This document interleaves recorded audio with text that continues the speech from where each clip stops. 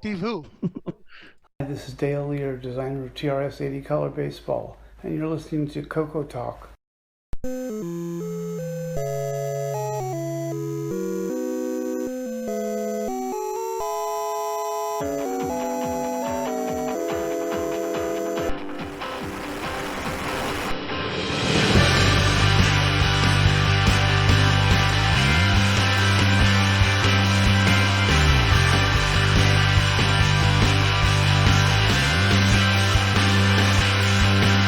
CoCoTALK is rocking the 8-bit world, keeping the tandy flame alive. We may be mocked, but we'll never stop, 'cause CoCoTALK is rocking the 8-bit world.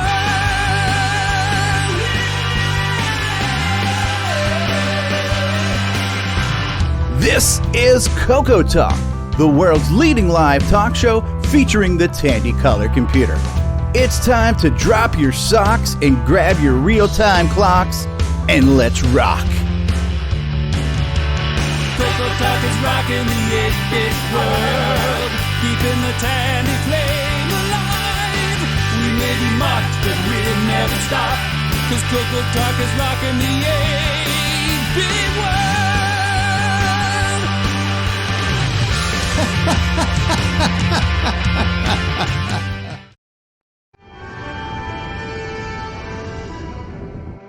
The reading's growing stronger, Captain. Coming from a star system directly ahead.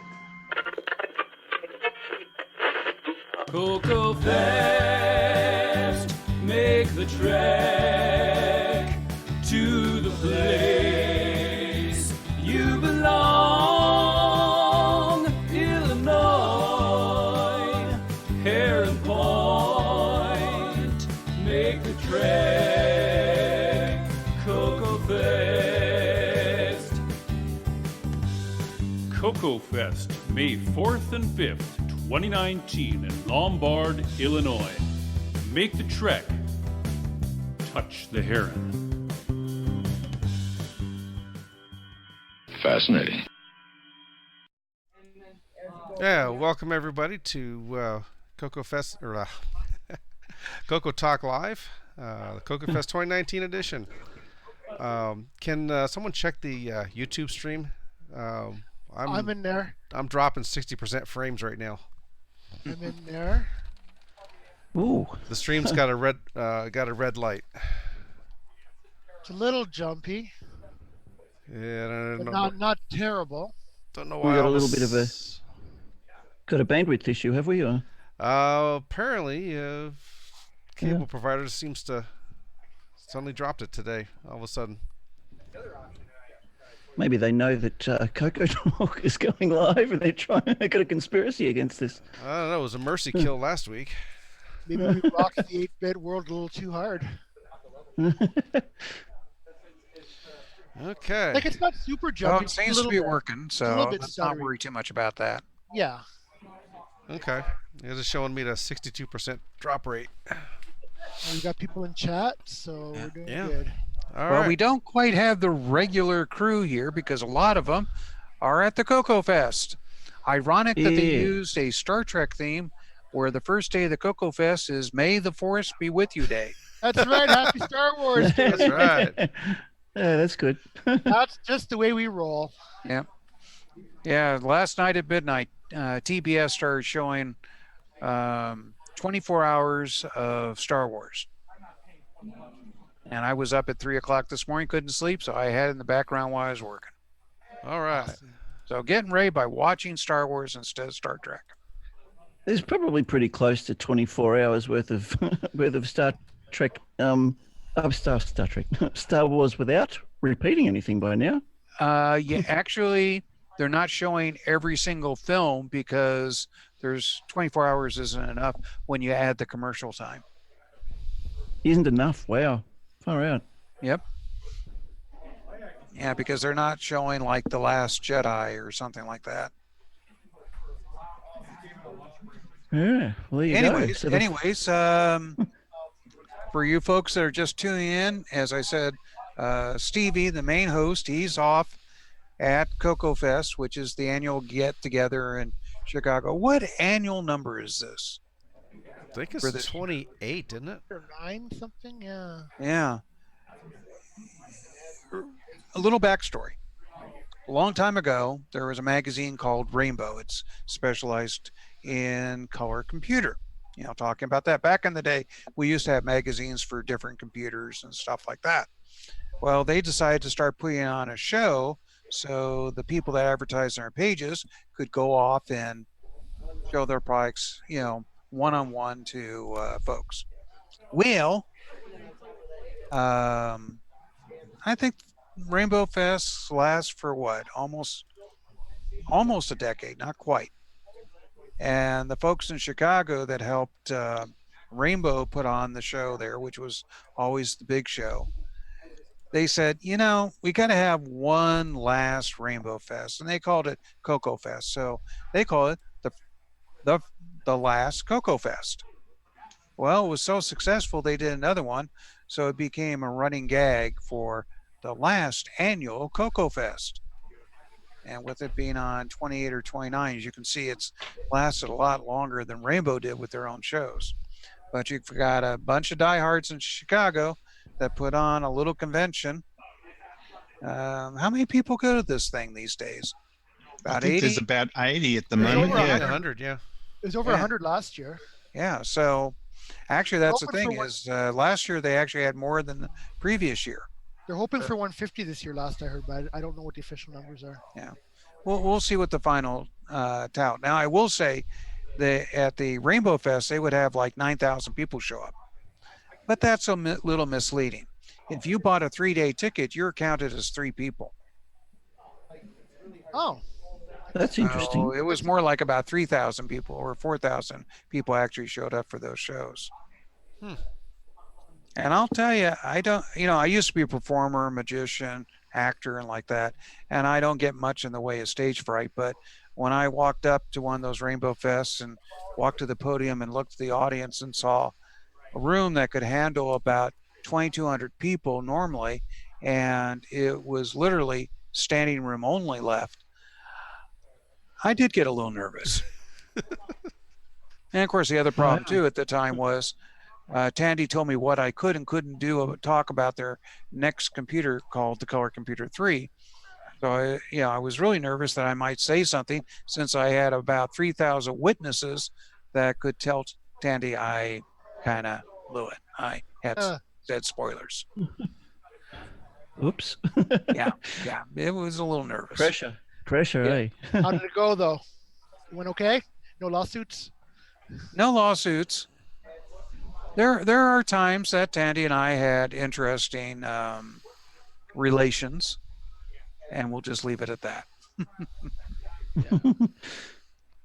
That's interesting about that. I wonder where the last came from, and I figured it must have been something like that. And so that was good to have that explained. I dare say there's probably a lot of other people who didn't know that little tidbit about the last CoCoFEST. So yeah, they just didn't want to give it up. Well, they want to do one last one, for everybody to come together. But yeah, it just they were Rainbow had done CoCoFEST, started in Chicago, and that's a good location in the U.S. because it's easy for a lot of the population to get there. They can drive fairly easy. I'm off on the West Coast, so it takes me a little longer, so I got to fly. It's an airline hub too, and which is one of the reasons why I'm not there. It costs money to fly, lots of money. Yeah. Anyways, they would do some on New Jersey. They did some in California. They did one in Texas. And that was a dismal one because they did it there in Fort Worth, and not a lot of people showed up for it. And I don't know who picked the keynote speaker for that one, but it was like one of the marketing guys for Tandy. And he was talking to everybody in marketing speak, and he assumed they were investors that he was talking to and like that. And I really felt sorry for him at the very end when he said, in conclusion, everybody applauded. They weren't applauding his speech. They were They're applauding applauding him saying it's over with. Done. Yeah. Wow. Because he talked for an hour about marketing speak and inventory control, and it was almost as if he was talking to a bunch of store owners or something like that. Know your audience. That's Yep. wow. But no, they Oh, did here we go. refocus all over the place. So the fine folks in Chicago have been keeping this thing alive.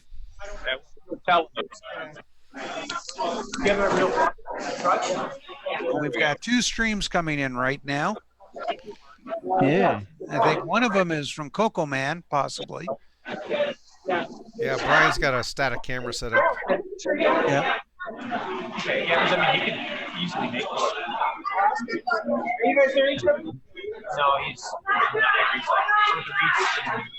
I guess they're at lunch. It certainly sounds that way. Yeah, Portello's or whatever the place is. Yeah. If I can make a suggestion, let's mute that. Yeah, let's mute that camera. Yeah, it's a little wishy-washy sounding. Yeah. Yeah. Too much continuous noise. Yeah. Zoom seems to not like a lot of continuous sound. It's okay with voice, and I mean that's what it's optimized for. But Right. I think if we've got a lot of continuous sound, it tends to break up. Exactly. It's trying to pick up on something. Anyways, once again, welcome to the show. I'm Steve Bjork. I kind of wrote a few different games back in the day, Zaxxon, and a few other things. Right behind me, Mega Bug, one of the best games. But let's go around and have everybody introduce themselves. Let's. Okay, I guess let me go That first. would be you. You're next. That would be me. All right. Yes. So I'm Nick Marotta. I've been hanging around here for a few months, and yeah, I don't know what else to say. I'm from Canada. Love the CoCo. Had one as a kid. I had a couple as a kid. And, there you go.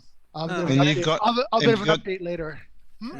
Oh, you're going to give us a new acquisitions as well, or? Yeah, I think that's after the intros. I think. Oh, is it? Oh, okay. Yep. Next segment. Next. Okay. Yep. So I don't want to jump the shark there. Well, let's go over to the middle left-hand corner there. All right, hello everybody from the land down under, land where that's not a knife, this is a knife, so something like that. I don't know. That's Hogan very gets funny cliche. every time you say that. The land, yeah, he does. The land of Vegemite sandwiches, the land of corrupt politicians that are about to be kicked out of Parliament. You'll hear about that on the world news very soon. I happen to have inside information about that, but I won't talk about that on CoCoTALK because it'll probably bore everybody to tears. Yeah. So it's once again, it's good to be here and to be able to be with fellow CoCo fans, showing off our wares and talking about our favourite toys. So that's what we hope to do here today. Very good. Let's see. Can't tell what's in the center square there besides a dumpster fire. That's Richard Lobiedski, That's isn't me. it? I just came back from the pharmacy. Oh, Richard, introduce yourself. You're kind of a star. Oh, am I? Oh, okay. Yeah, I am Voice on Tech. If people haven't known that by now, and I'm the one that manufactures the boomerang board. Hans, that's why you got a dumpster fire. No, just kidding. Oh, no. Yeah. No, this show is a dumpster fire. Yeah, that's it. But you were going to be at the show, but you went on a cruise and got sick, didn't you? Yeah. A couple of weeks ago, I had stomach issues, but I'm having respiratory issues, and so I just can't seem to shake this cough that I've been having, and so it was just best that I stay home, and I'm kind of glad I did because last night I had a really bad episode, so that's why. Anyway. But you're still represented at CoCoFEST this year, right? Yeah, and I'm really humbled by the support that I have received by, a lot of friends have stepped in. They're demoing the boards, and showing support, and I'm trying. If people order from Voice on Tech, I'm doing free shipping for those who want to order throughout the fest. It's the promo code is CoCoFEST. This is only good on my website, not my eBay store, but the website itself. Okay. How long is that code good for? It's good till Monday. Okay. What was that code again? CoCoFEST. Ah, okay. Simple there enough. you go. That's easy to remember. And that includes international shipping, by the way. Oh, wow. Cool. The boomerang board's a rad upgrade if anybody doesn't know what that is, and it's one of the products that's keeping the CoCo alive for sure. Yeah. And there's something about a 6309 as well you're bundling. Is that what I heard? Yeah, that's now included in the boomerang. A lot of people have ordered the board, and it's like, hey, I need a processor with it. So I decided, just to end the confusion and just include it with it. That's 512K and 2 meg, is it? Is that right? Or yes. You got the 2 megs available yet? You do, yeah. Okay. Yeah, to get the 2 megs available, you need the DAT board to go with it. So the board that you get can either be a 512 or 2 meg. It just needs the 2 address lines to say, hey, to address the beyond 512. And how much is it? It's $49. So $50. $50. So $50 free shipping with the 6309. Yes. Cool. That's a good deal. Good deal. And good quality product too. Yeah. And the free international shipping, that's kind of enticing too. It's Yes. significant for those of us in Australia. Yes. Hmm. Yeah, I know. Tempting. Ha ha ha ha. Now I need to get 2 CoCo 3s. I've got one here with 512K in it already. No, look, the 512K that runs here runs pretty hot. It's older style. So yeah. I've got a 128, so I'll probably be talking to you at some point. Okay. Of course, the one thing for me is I love the fact that you've got an LED on there. I love shiny lights. Oh yeah. The little blinky lights. Yes. That's how you win geeks over. Absolutely. Yep. Yeah. Yep. Nice, pretty lights. Love them. Yeah, that was kind of an inspiration because years ago I came up with this turbo light thing. Because you remember the old PCs, they had that thing indicate your 8088 was running in so-called turbo mode, and 4.77 or 8 point something megahertz. Yeah, so it's to say, hey, wouldn't it be so cool that CoCo had one? And so God, that was almost 30 years ago now. So you can see it through the vent then, right? You see the LED through the vent? Yeah, you can see it now. The other thing is the updated versions of the DAT board. I made it to where there's you can actually make a little cable, and you can make it external if you wanted to. A power light. That is fantastic. Yeah, if you want to do it that way, you can. Some people haven't taken advantage of that, so. I like the idea of the speed light, laying it out. Oh, it's speed. It's not power, it's speed, but it's okay. Yeah. It's still cool. Yeah. Yeah. I mean, it's so easy to add your own power light to the CoCo. Yeah. Yeah. Just a resistor off the 5-volt rail straight to an LED, and it's done. Exactly. Anyways, we'll be talking more about the board and like that a little bit later. But Diego, would you like to say a few words? And he's still muted. He's still muted, yeah. Well, Bruce, are you around, or are you also muted too? Yeah, he's off on an errand. I think Bruce's son is watching us though. And I'm going to see if I can grab Alan, who is muted. It's a mute fest. All right, looks like he's trying to join us. Yeah. Everybody's speechless. Well, while we're waiting for, is there? Oh, Alan's in his backyard digging holes. That's what I'm going to try to dig myself out of the. He's trying hiding. to get yourself out of the holes. Okay. He's hiding So the bodies. We've got Chet Simpson here, author of is it Digger? And we've got Alan Huffman, who's actually digging. Yeah. Dude, top stick my stick, man. Well, let's keep in order. We'll go to Nick. Nick, introduce yourself. G'day, I'm Nick, author of various CoCo programs. I live down under, so nothing more to say. Well, what was your latest program so people know? Oh, well, it's Gunstar. It's just a vertical shoot 'em up. Still got a fair way to go, so watch this space, I suppose. And that's going to be another CoCo 3 game? CoCo 3, and it'll be my first 6309 game. Okay, for you folks, you're going to have to upgrade your computer to run that game. Well, I think a lot of them already have, so that's why I figured I'd jump across and try a 6309. It's a great CPU, so. And that's 6309 only, yeah, not. Yeah. Yep. Only because there's a few instructions that I decided to use that are unique to the 6309 for extra speed. Okay, we've got Alan back. Oh. Yeah, let's go back to Alan. Okay. Alan. Oh, yep. He was back, and now he's gone. He's gone. Okay. I think he's coming back. There he is. Hey, there he is. Everything's a mess. I've been sorting through parts, digging holes, but I'm here. Okay. I should be in, Chicago right now, but I have no job, so I'm here digging holes to earn my keep. Yeah, as I said, just don't dig a hole with the little woman. Exactly. Yep. Keep out the holes by digging holes. All right. Yeah, that's good. And last but definitely not least, Chet. Hey, what's going on, guys? Why don't you tell a few of our listeners some of the projects that you worked on back in the day? Well, I'm a longtime CoCo user. I've written several applications and games, including Digger 1, 2, and 3. Digger 3 is currently still in production, along with Blocks and a couple of other smaller games throughout the years. Very good. And I can see in our top right corner, we had our first CoCo cat. Yeah, that's Neo. He's decided to jump up on my lap and then jump off my lap. That's the thing that cats do. Yep. That's one of the running things about our show is cat lovers do have their cats on the show and like that.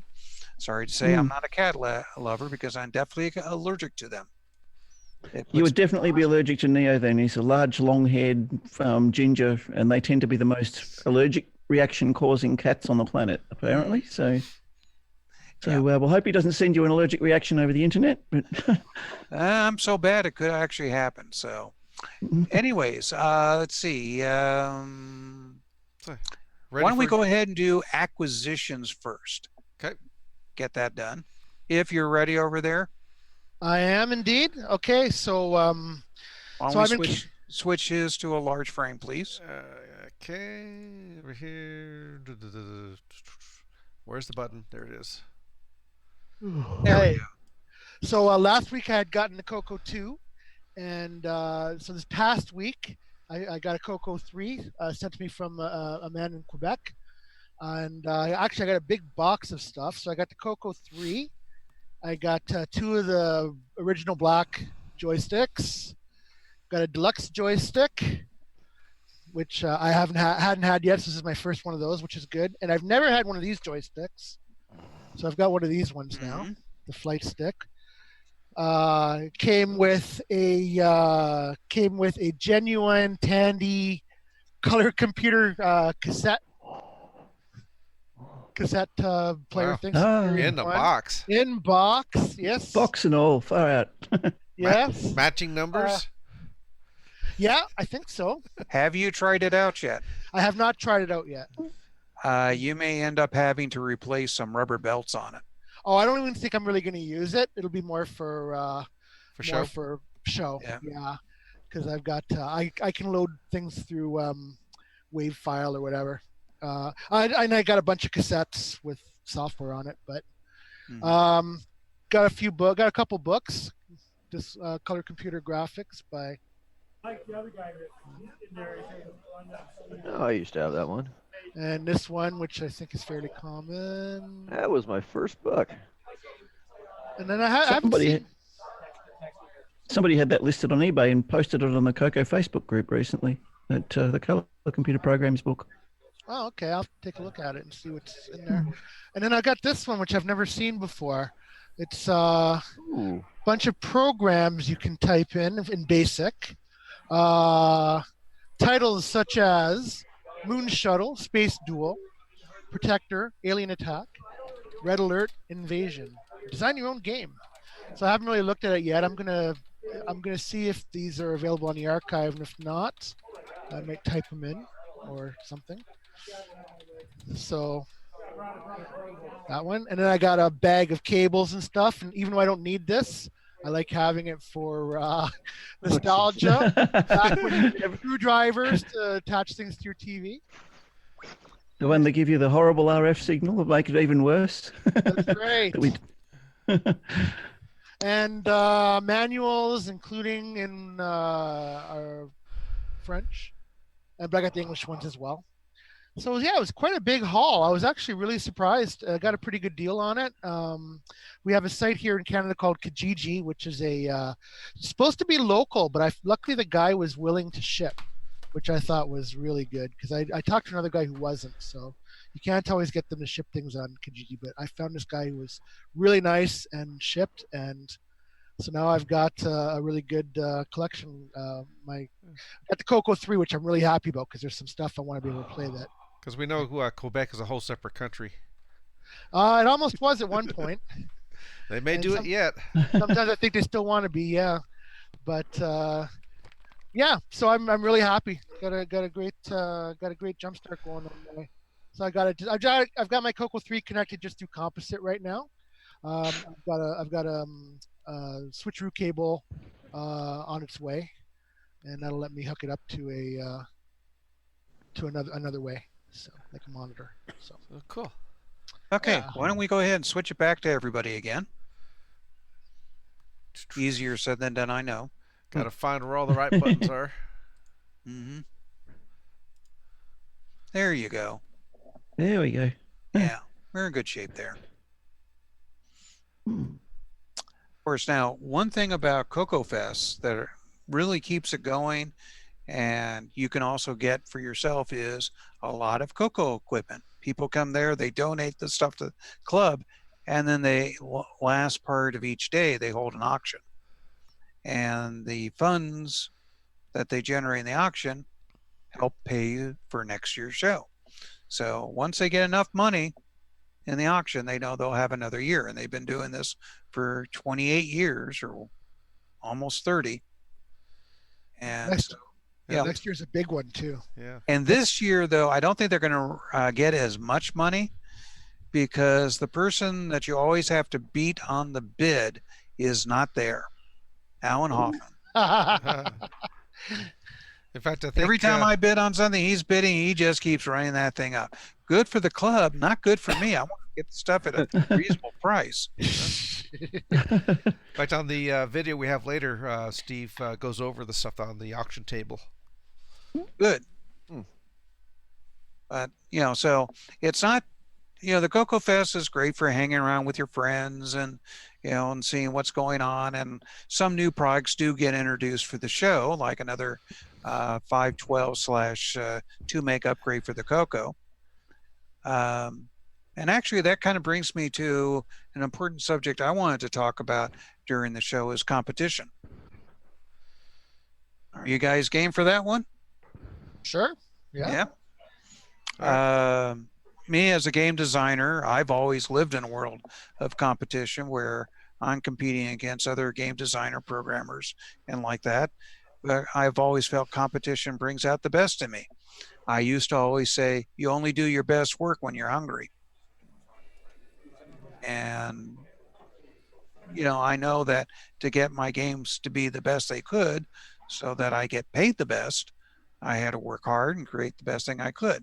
I couldn't slack off.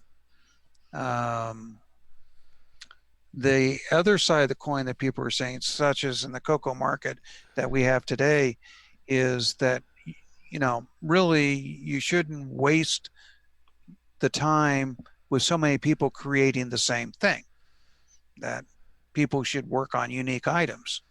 And they're, basically, two sides of the same coin. Monopolism has certain advantage and free market has others. And with that out of the way, let's hear what your opinions are. Well, I guess I should start off first. I'm more of the competition camp. The way I look at it is, like as you point out, it brings out innovation, but it also brings out choice. Because now people can choose whether they want the product or not. And it also brings prices down to a more realistic level.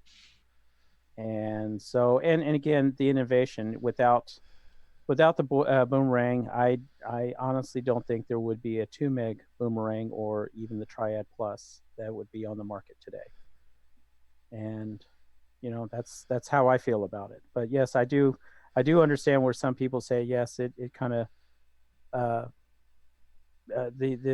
the waste of resources, as some people have put it. But I honestly think in the long run it is actually good for the community, because not only that, when you have choice, you have more people who are willing to stick around in the community to say, wow, there's so many people here that that have hardware or even software available, and so I think you get a bigger community out of it. Yeah, it makes the community look more vibrant, right? Like, wow. Yeah. Innovation I would agree.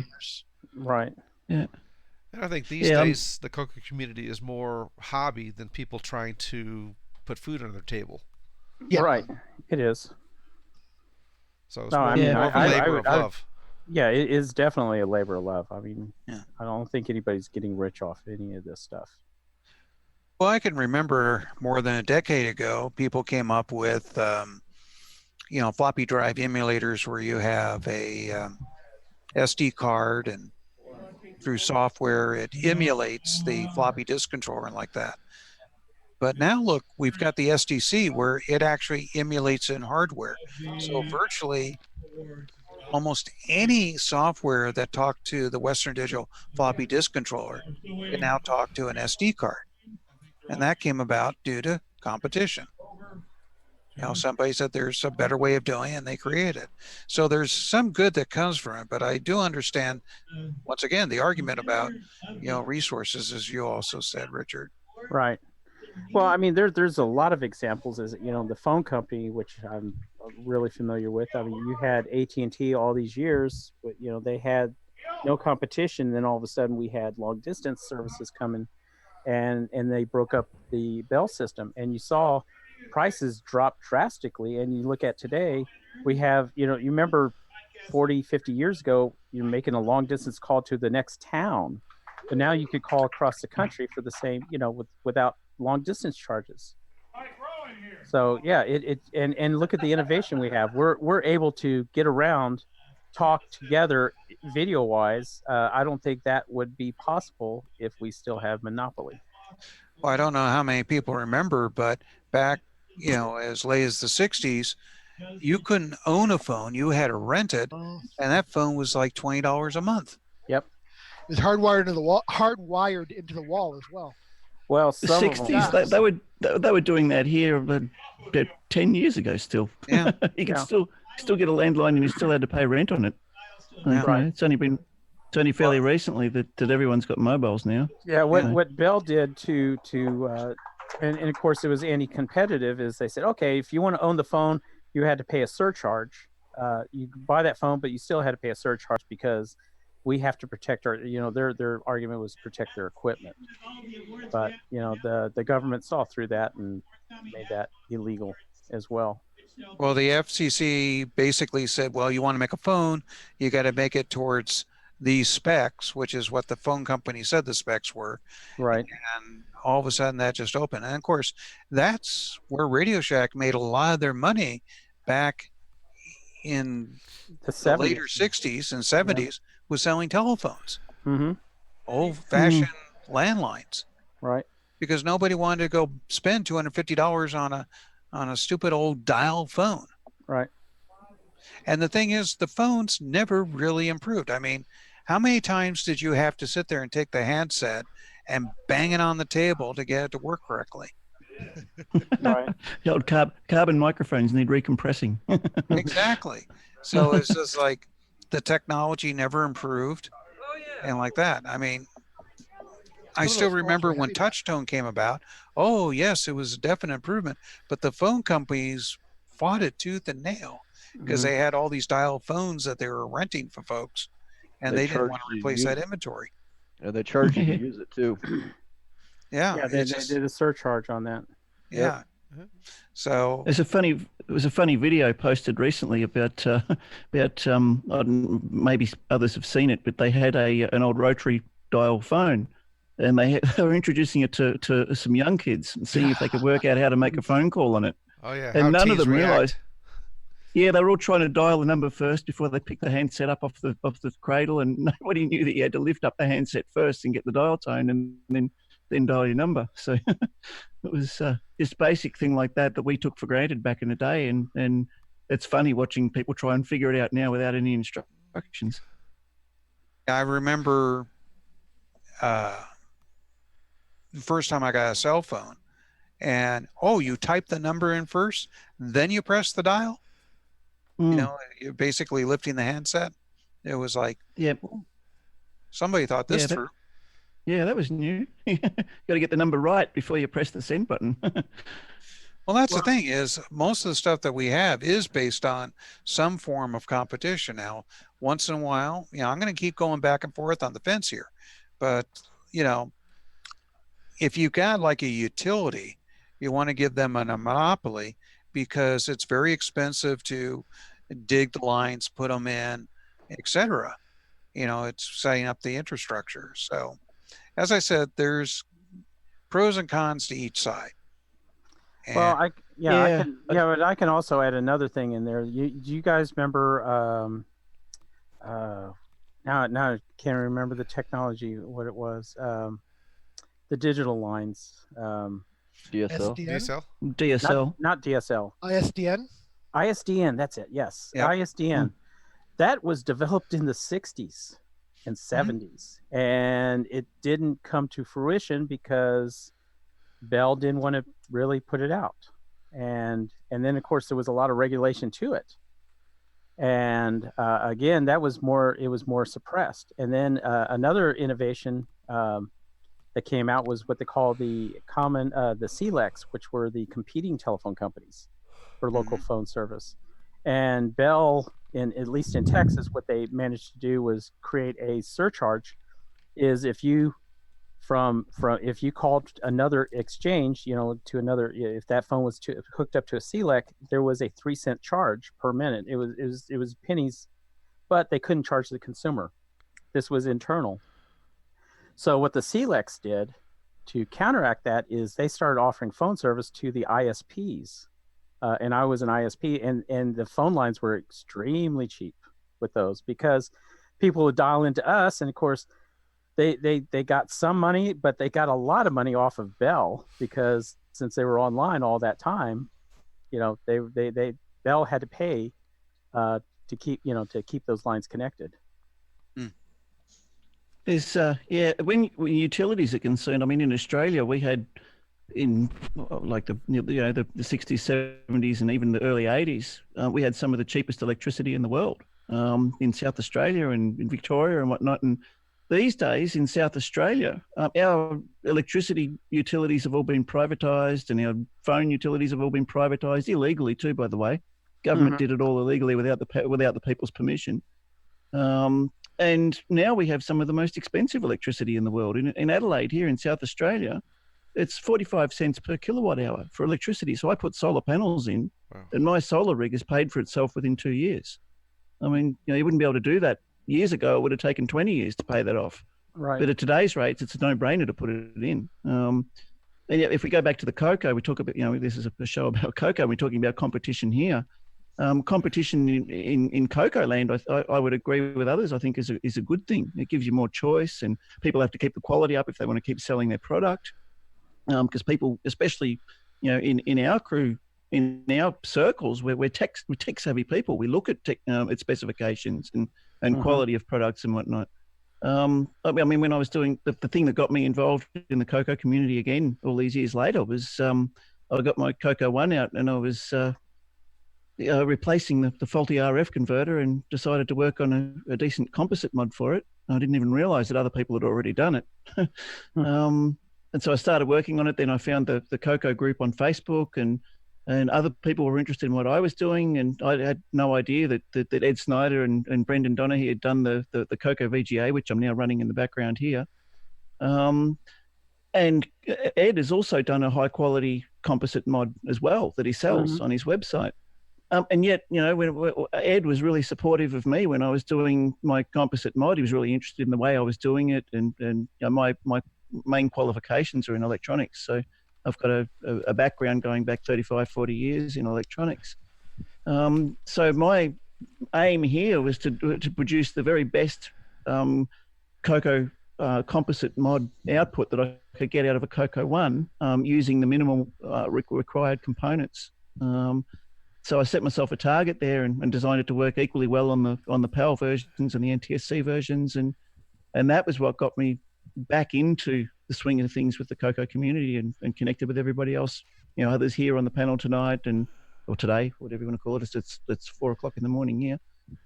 So yeah, it's basically competition was a good thing as far as I'm concerned in this world, in what we're doing. Well, some people say also if we didn't have competition, we probably wouldn't have had a man on the moon as quickly as we did, because you had two major factions of governments competing with each other to see who can get a man there first. And you also have to think of the offshoot of all the technology that came from that too. Yep. Yeah, for sure. Definitely. Well, speaking of technology, I was over at UCLA back in the early days of ARPANET like that, and they used the new thing called packets to send information like that, and they were demonstrating it to the folks at AT&T, and it crashed first time during the demonstration. They didn't want to see packet switching work because it wasn't compatible with their network. Sounds familiar. So it's a case where through technology, they kind of had a monopoly, but they were scared by new technology coming in that would kind of whittle away at the monopoly. It sounded like the touch tone versus dial. That's what I meant. NTSC, sorry, not NTSC. Betamax versus VHS, another classic example. Yep. And VHS won out not because it was a better quality standard, but what it was is the fact that they were willing to license at a reasonable price to all the other manufacturers. Yeah, Betamax was actually a technically better quality. It was based on Sony's Betacam. It was the domestic version of Sony's professional Betacam. Yep. But now, Chet, you've seen some improvements in the area that you work now, right? Oh yeah, absolutely. I wasn't sure who you were talking to then. Yeah, I would say, Chet, that your area, you got a lot of competition, don't you? Oh yeah, I mean we're within the gaming industry, particularly with internet gaming. There's a tremendous amount of competition out there. In fact, I mean there's you can easily saturate your own market if you're not careful. I mean we have three or four different applications out there. You don't want to go too much more than that, because then you start getting way too much content out there, and all of your customers get spread out. And then you've got other companies. I mean, we just acquired another game studio here not too long ago, which is actually one of the reasons why I haven't been around lately, is I've been having to deal with that kind of stuff. So, and even in the land-based market, I mean, we're if you take, for instance, something like Wheel of Fortune, hugely popular game. It was #1 for well over a decade. And one of our game designers came up with this product called Lightning Link. It's actually a whole series. Completely displaced it. We had the was like the top 18 games just out of that series in Australia alone, out of the top 20. So, and then that actually carried over to North America. So to actually have a game like that in all of those different markets and be so successful. I mean, the only reason why those games exist is because of the competition that we have with our competitors. Well, would you agree with the assessment that I made that when you're hungry, you work a little harder? Oh, absolutely, absolutely. I mean, that's a double-edged sword too, because when you're hungry, you want to go out there and do something, but you also, like I said before, you risk saturating the market, because if you've got 3 or 4 products already out there and you come out with, say, 2 different similar ones, you're eating away at your own profits. You're eating away at your own efforts. Well, we all know what happened to Osborne. Yeah. They pre-announced their next computer, and that killed the current sales, and they were developing the new computer using their current sales. And that's a case of competing with yourself, killing yourself. So I can definitely see what you're talking about there. With your thing is you don't want to slice up the market too much with your own products. Yeah, I mean, customer acquisition is a huge industry all in itself. I mean, we have data scientists that that chip away at every piece of information that we've got in order to attract new players. So there's a whole lot of stuff that gets involved in. I mean, that there's a tremendous number of people involved in getting that kind of stuff done, and that all of that happens behind the scenes that you never even think about. Mm-hmm. Well, I think the general consensus from the panel is the competition is generally good, but with anything, there's pros and cons to an issue, and like that. The thing that I've seen with the CoCo community is new people have come in and start creating new products. It's caused innovation, rapid development, and people sit there and say, "Hey, look. This is not a dead community. We've got new products being developed." So I'm in awe. I would never have gotten rid of my stuff had I known that today there'd be so much pushing of the system beyond wildest dreams, So it's awesome. I really love my SDC. I can put a little cartridge in, a little SD card in it, and I've got tons of programs on there, and I don't have to worry about floppy drives that are going to fail on me. Yep. And you don't have to worry about failed cassette loads too, sitting there for like 10 minutes, or not 10 minutes, well, a few minutes and waiting for your cassette load, and then IO error. And it's like, oh no. 3/4 of the way through the load. Yeah. Although I have to admit, using a netbook as a modern day cassette player is kind of funny. That's what I've been doing. Well, what's kind of funny too is when I started developing on the color computer, we didn't have floppy drives. So you could imagine me writing a program in assembly, saving everything out onto cassettes, loading it on the same computer, and testing out. No, I did not do that. That's a complete waste of time. I had 2 computers, and what I would do is one computer would have all the code in it. I would tell it to assemble the code and save it out the cassette port. Then I had another computer that would hooked up to the cassette port that would read the data in. Talking about, compared to modern technology, how ancient archaic that is. But considering there was no floppies for the CoCo, it's the best thing I could come up with. And up until Zaxxon, that's the way I developed code. About the time Zaxxon came out, or a little bit before that, we finally got the floppy disk controllers. Cassette port networking, eh? You got it. There was no Facebook to jump onto while your computer was doing other stuff either. No. There was something. How about CompuServe at $12 an hour? Oh, there you go. But the cassette port networking, that's something I've been doing myself lately. I've got 3 CoCo 1s here, and I've got a CoCo 3 now, and I've only got 2 CoCo STCs. There's one of them in the background here. And I've wanted to send a program from my main CoCo 1 here to another one to run 2 sequencer things from a modular synthesizer. So the easiest way to do it, like you said, is just to connect the 2 cassette ports and link the 2 together. Yep. Oh, like a crossover cassette cable?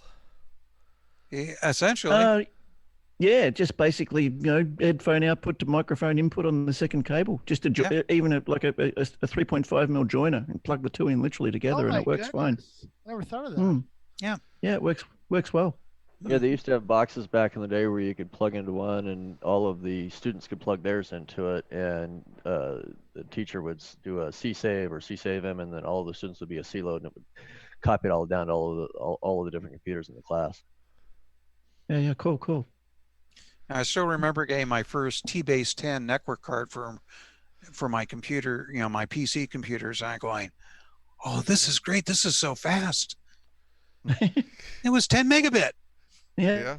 It wasn't gigabit. It was 10 megabits, and I thought that was fast. It was original USB 1 speed. That was around that, wasn't it? 12 megabits a second or something? Oh, no. It was much slower. It was like... one or two, I would say, yeah. Oh, I must be thinking of 1.1 was 12 megasecond or something, I think. Yeah. Megabits, not megabytes. Yeah. Well, it's hard talking about retro computing because you have to remember you weren't talking gigabytes and megabytes. You're talking kilobytes, and you got to remind yourself sometimes because we've gotten a totally different world than it was 40 years ago. Actually, it's really interesting. One of the specs that you talk in megabits, kilobits, sorry, the MIDI spec, musical instrument, digital interface, MIDI, that's 31.25 kilobits a second, and we're still using it today. It was first, 1983, 84, I think it came out. And it's the exact same protocol we are still using in professional circles for digital instruments to talk to each other. And it's pretty amazing to find a protocol so old was designed so well that it's actually still a practical and viable thing. TCP/IP, same thing. They were really forward thinking with their design. Now, Alan, do you still do a lot of MIDI? Actually, I got rid of all my legitimate MIDI hardware. Everything's just done with virtual synthesizers and USB keyboards now. So I'm in awe of the picture he posted recently. Dave's new arrangement. I take that back. The only MIDI equipment I still have is a CoCo MIDI interface with all the ports and stuff added to it. So I still have that, just nothing to hook it up to. Yeah, right. What VST do you use? UHE's Diva and others like that, I guess. Or... I just use GarageBand and Logic, just the stuff from Apple, just real simple. Oh, the VST's built in. Okay, yeah, right. Cool. Hey, Alan, can you sing the CoCoTALK After Dark song jingle? I'm working on an unplugged acoustic version. Oh, okay. Cool. No, you'll have to do a duet with Nick on ukulele. There you go. Great. This is a ukulele free show today, by the way. This is why I withdrew. Yes. No. Just saying, it's right here if you need it, Steve. Professional ukuleles. Yeah, the best sound that ever came out of a ukulele is when it goes bong as somebody's crashing it. I thought you were going to say goodnight, show's over. Yay! No, I heard way too much ukulele back in my days when I worked at Disneyland on the Jungle Cruise. Trust me. You would have heard that would have been poorly played ukulele, though. There is a difference. I don't play Hawaiian music either. But anyway. Oh, that was the age of Tiny Tim too. Oh, see, he ruined it for everybody. Are you still trying to get appreciation for your ukulele skills? I am. It's never going to happen. But sure, move to Hawaii, man. I guarantee there will be people all swarming all around you. You just bust that ukulele out and just jam on it, man. People will be all around you. All I know is how many D-bags play guitar these days too. So. Well, I think we pretty much covered the discussion on the topic of whether or not competition's good. So, about ready for our commercial break? Yeah, why don't we go ahead and do a commercial break, and then when we come back, we'll figure out what else we're going to do in this dumpster fire of a show. Okay. You are watching CoCoTALK, the world's leading weekly video podcast featuring the Tandy Color Computer. We spread the love to the past, present, and future for all models, including the original color computer, the CoCo 3, and the world-renowned exclusive French-Canadian CoCo 2. Hi, I'm Tim. Playing Dagger like that idiot from the book. You're watching CoCoTALK. I'm actually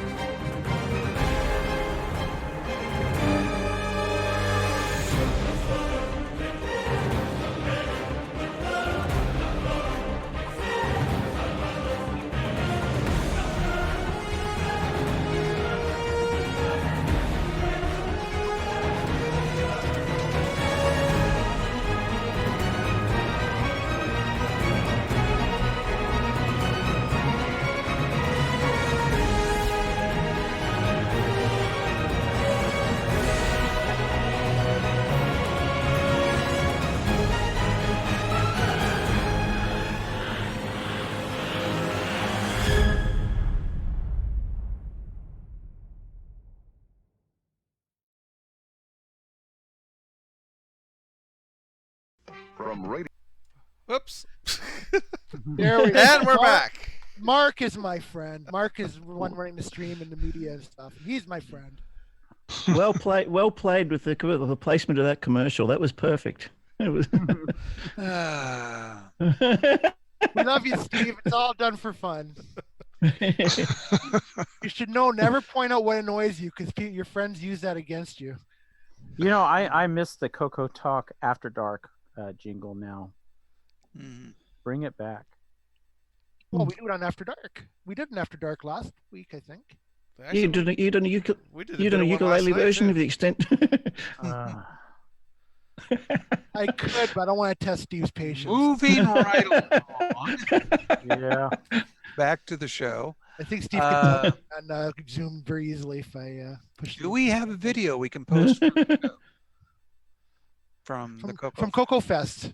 Yeah. All right. Okay. And you guys are not going to believe this when that hand moves. I apologize for talking too much during this video. I didn't know it was going to be broadcast. So my apologies ahead of time. Oh, let me hit this. What is this? Pull my ear segment? Go to He's showing his. Oh, there. Okay, I see. Oh, I see Mark B's feet of Steve. Yeah. A little arrow. Oh, there's Steve. I see Steve. You see my new earrings? Yeah. Sweet. This is the new Boomerang Rev 3 board. Okay. You shouldn't forget anything now. No. Those are awesome. Got a real-time clock too. Good. Oh, you'll never be late. What time is it? Yeah, it's been chipped. Time to come to CoCoFEST. I'm living through you this year. Hey, do you guys know Terry Steen, creator of Balloon Fire? Let me introduce you. I actually don't. This is Terry Steen, creator of Balloon Fire. Hi, Terry. Hi. Hey, how's Terry. it Hello from Canada. That's Nick Marotta. Nick Marotta. Oh, they're selling Play the soundbite. I'm the ukulele guy, yeah. So they're taunting me. Ukuleles everywhere. They're taunting me with $5 ukes, yes. Nick Marotta. If you paid $5, you paid too much. This is how sad my life has become. Sorry you couldn't make it. You guys are missing out. This is awesome. Oh, I'm sure it is. Hey, Neil Blanchard brought Booth Babes. You guys want to see the Booth Babes? Yeah. Sure. All right. Hopefully you're not getting dizzy.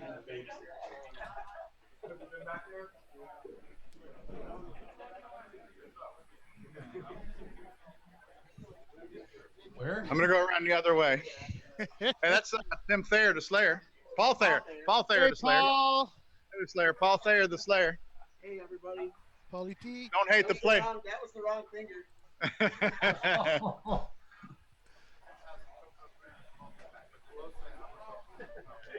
It's awesome.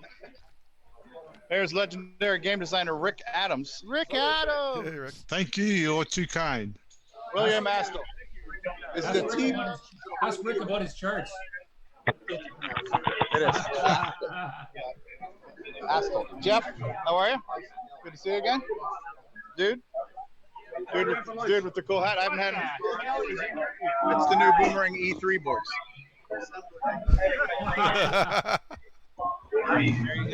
Starting a fashion trend. Whatever. Dan Frogger if we have to. Or we go or we can do that too. And here's the booth babe. See, Neil Brancher brought actual booth babes. They even said booth babes. What do you think of that? Live on the internet. Nice. And here's Neil Blanchard himself. Neil. I don't think we've really met. We're live, yeah. Nick Marentes says hi, fellow Canadian. I'm from near Niagara Falls. You grew up near Niagara Falls. John W. Does that make Neil the pimp or what? Who now? Hey, John. He should be wearing a fur coat. Alleged game designer. I don't know. What qualifies to be a designer anyways? Alleged game designer John Linville, everybody. Hey, John. His games are sound kind of sucks. This is the new Boomerang E3 boards with the Rev 4 and the DAT. So yeah, this one does 19 gigabytes of RAM, unbuffered.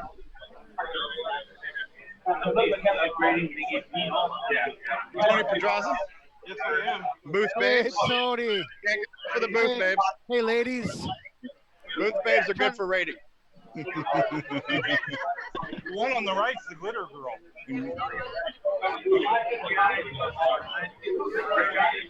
Here's Mark D over Gary Becker and company, and Gary Becker's stunt double Brian Goers. Whenever Gary's got to jump out of a plane or a moving vehicle, he has Brian Goers do it for him. So yeah. I'm thinking of the Fall Guy theme song. Dave Phillipson, the troublemaker. Oh, this looks so awesome, you guys. Different troublemaker. Polly Walnuts Fiscarelli. Yo, how you doing? Hey, Paul. That's an awesome shirt he's wearing. Eric Canales playing. This is Nick Marentes Pac-Man, by the way. Nice. Yeah. It's not properly designed though. Is he using a switcheroo board?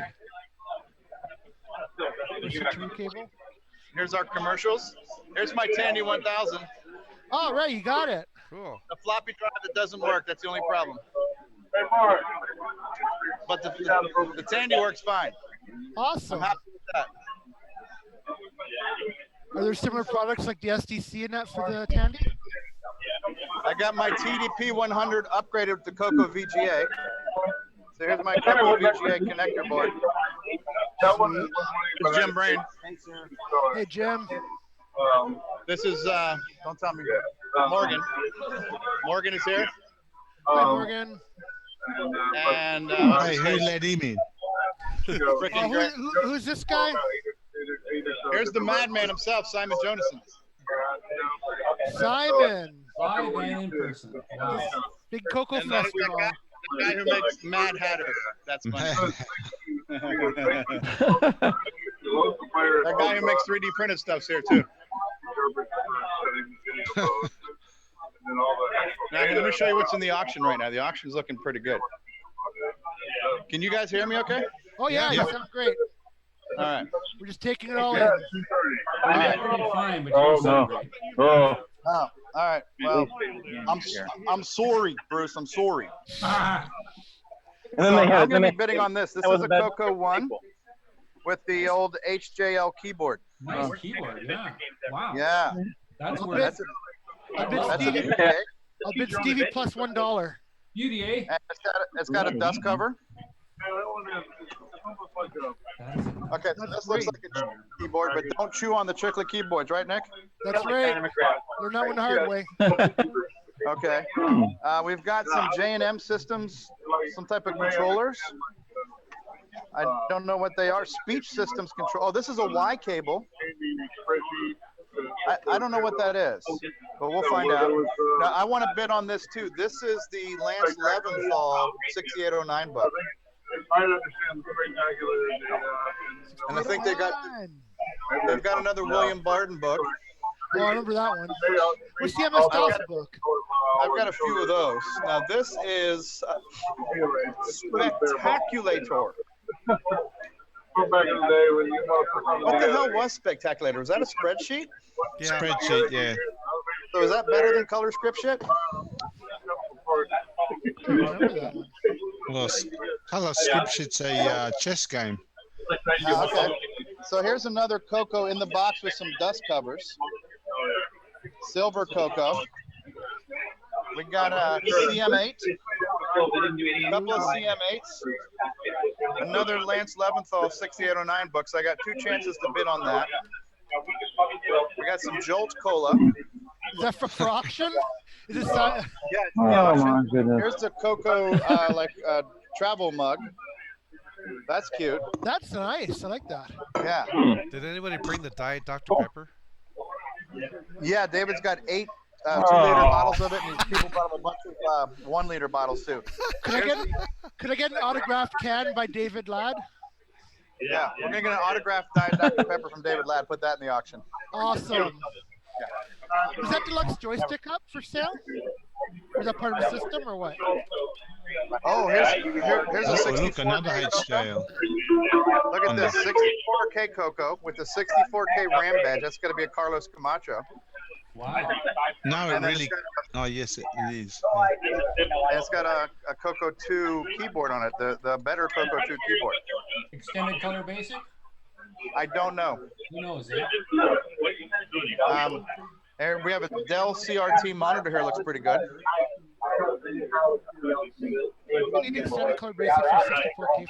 Yeah, that doesn't look right, Ron. This is a Gravis joystick. Looks like it's got the PC interface on it. So this is like for the old 15-pin game pads that plug into the back of your sound card. Yeah, I remember those days. And this has got a handful of buttons and No, knobs I on had it. So I had a Space Invaders clone on I'm not here sure for a if while. it slices, dices, and Julienne's or not. It's got knobs though. Yeah, so I think this is from possibly Eric I don't know. Canales. But we have a big-ass laser disc player. Oh, Look at the size of this remote. No, I don't think I've done that one yet. This looks like the size of the hemorrhoid that Grant Leighty had surgically removed from him recently. That's like the ones on the Flintstones where the bird flies out and goes over. And Yeah, right? Yeah. But this is the widescreen edition of Star Wars Laserdisc, the unspecial edition of Star Wars.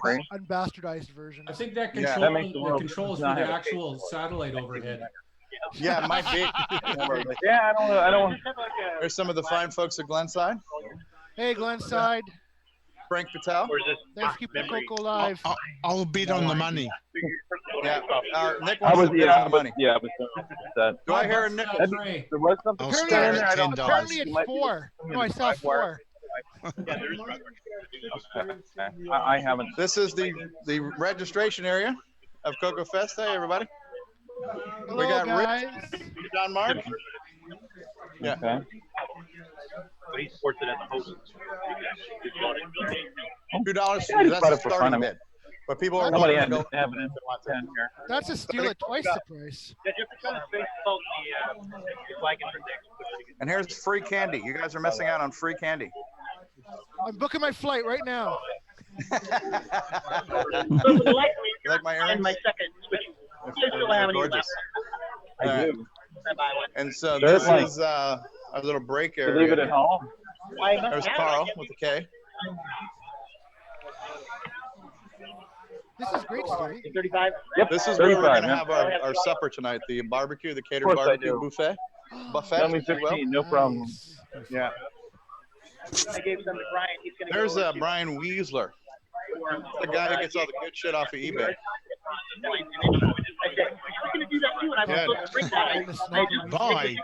Buy, sell. Right. So like, you know, they switched over like, oh, This you know, is the whole crew, CoCoTALK crew. All right, so this is where the buffet line will be. All of our barbecue will be laid out here tonight. Oh, no problem. We'll be eating in here, our little cafeteria here. Cool. Awesome. Complimentary ice water. That's cool. No problem. A couple of donuts left over from this morning. It's good to mix in with Diet Dr. Pepper, I've heard. We don't have any Tim Hortons here, but we do have Dunkin' Donuts. Coffee in a box. Much like wine, everything's better in a box. That's right. I don't know. That's. Or you you're just go with the encroaching on Tim HDMI. Hortons, There's alleged game designer what I Rick did. Adams. Rick And Adams. I just add a twist to it. Is that the guy associated with the last Ninja disaster? RGB mode. You go to Are pause you it, 'cause they're this- asking if you're the guy associated with the last Ninja disaster. Yes, I am. He's one of them. And then the other cable over is the Wallaby, and that's how I'm running both monitors. So All right. just I think we're going to go to Portatello's. yeah, that was the whole thing. It just started out as a project for my brother. He wanted to get back. So I was Hey, trying to this get is that back guy into playing CoCo. Daggerath like Yeah, that idiot in the book. I have some CoCo freezers.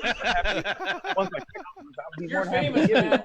Well, do you have them on? Yeah, No. we're streaming. Well, there's this project I've been looking at. Got a couple It's of them. like, There's and I Paul told Thayer, him the Slayer. get artifact colors, Jason the pull Coco the, Man pull Reichert. the power from. Hey, Brother, Jason. Well, can you just put it best known I as the said, brother of Ken Reichert. "Then I could." Let me see if there's room. Sure enough, there was enough room in there. And then. And again, we're back to Simon Jonasson, the Madman. Oh, this is well. There's another guy making Yeah. shark cables. We're on the show. By all means, No, do it. we're not actually live streaming. We have time to drain the Leighty. You know, and he's there, and they are a Reese's lot. is, Face. That guy who makes that thing. Actually, this is positive. One of the guys who makes one of the products for the CoCo. So yeah, basically, No, we're not it's, live streaming. there is Project available at are CoCoVGA.com. you recording? RGB because this Okay. requires So thing. put out that. Here's Hunt the Wumpus. Evan, feedback. in the whole. All right, hey guys, you guys are gonna have a live stream of me streaming. I'm gonna run to the bathroom real quick. Kangaroo on it, and while it's I said, just. And that's the end of that. Then when I came up with the Y cable there, I'm like, I'm just gonna stick with the Australian names and call it a Wallaby, because you got the Y in Wallaby. I'm like, sure, why not? And my brother came up with the Wallaby logo, and Okay, so that's the end of our video. I think the audio is still running though. Well, 19 years ago, I was doing. I think it's just Jason talking. Yeah, We got a lot of. I think it's the live feed. I don't recognize this 99 conversation. and 2000. Just because CoCoStevieStrow kept saying, I was like, you know what? I'm getting a banner and I'm putting that on there. Why don't we go ahead and just mute them right now? Yeah, I was just going to say we got a lot of noise from the live feed. Yeah. That's better. Yeah, much better. That's a little better. Anyways, you get a little taste of the show. It's not, it's not the Consumer Electronics Show, but it's still a great bunch of people getting together and talking about their favorite thing, the CoCo. For a 40-year-old computer, I think it's pretty amazing. Mm-hmm. Yeah, I was blown away when I first found out about how much the community is still thriving today. It's yeah. Next year's actually really will be the 40th anniversary of the introduction of the CoCo 1. Now I got a question for you, Nick. Which I Nick? will too. Yeah, well, the Nick that was talking so much during the video. You do realize that the only person that could hear you was Stevie. It came over the feed. I can hear myself during the replay. Yeah. I think some of Oh those yeah, people you could hear a little yourself bit. through replay. I'm just saying the people there, the only person that could hear you was Stevie. Oh yeah, okay. Well, that's even better. Thanks for pointing that out. I appreciate that. Yeah. What's happened to your video feed, Nick? You're gone to a. I put myself on still frame during the.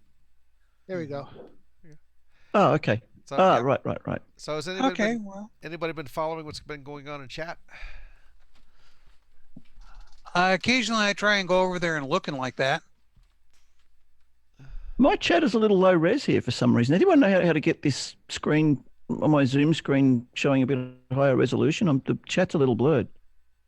I don't know whether it's. Chat's a little dark. That could probably be causing the issue that you're having. No, it doesn't seem dark. It's just low resolution. It's like it's on 240p or something. Or maybe not 240p, but something low like that. It's maybe my video settings there somewhere. Maybe I can change that. Let me have a look here. Anyways, let's see. What else did we have on for topics today? This is going to probably be a shorter show unless we get somebody like Stevie popping in for do something live.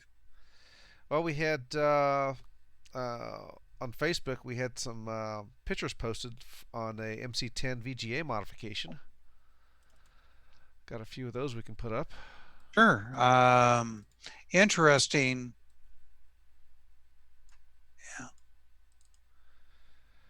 Yeah. No narration with it, but looks like this is a little bit of the before. And where is my button? There it is. Wire on the back. Looks like he's pulled out the VDG. Mm-hmm. Not sure what he's showing here. Anybody else interested in pointing out video display generators on their CoCo devices? Be very careful. You don't want to destroy those chips. The supply is not, you know, they're very tight supply right now. Like this one was looks like he clipped it out. You're talking the 6847s, you mean? Yeah, 6847s. They're, you know, they haven't been made in decades, and so it's just whatever happens to be sitting around. Looks like he's got it wedged in under there. And the CoCo VGA needs the 6847 as well. It doesn't replace it. Mm-hmm.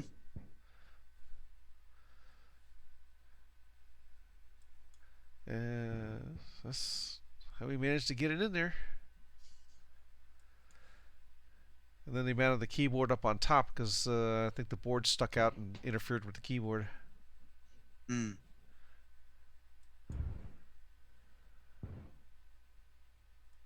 I'm sorry. What are we looking at here?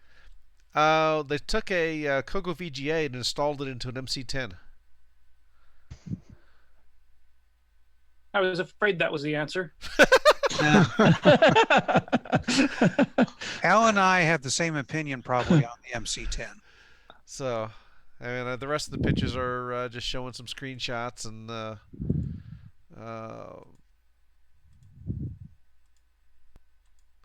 well, memory tests, I guess. Yeah.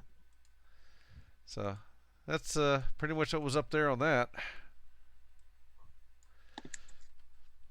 Well, see, you know, my problem with the MC10 is that usually companies come out with better computers, not worse.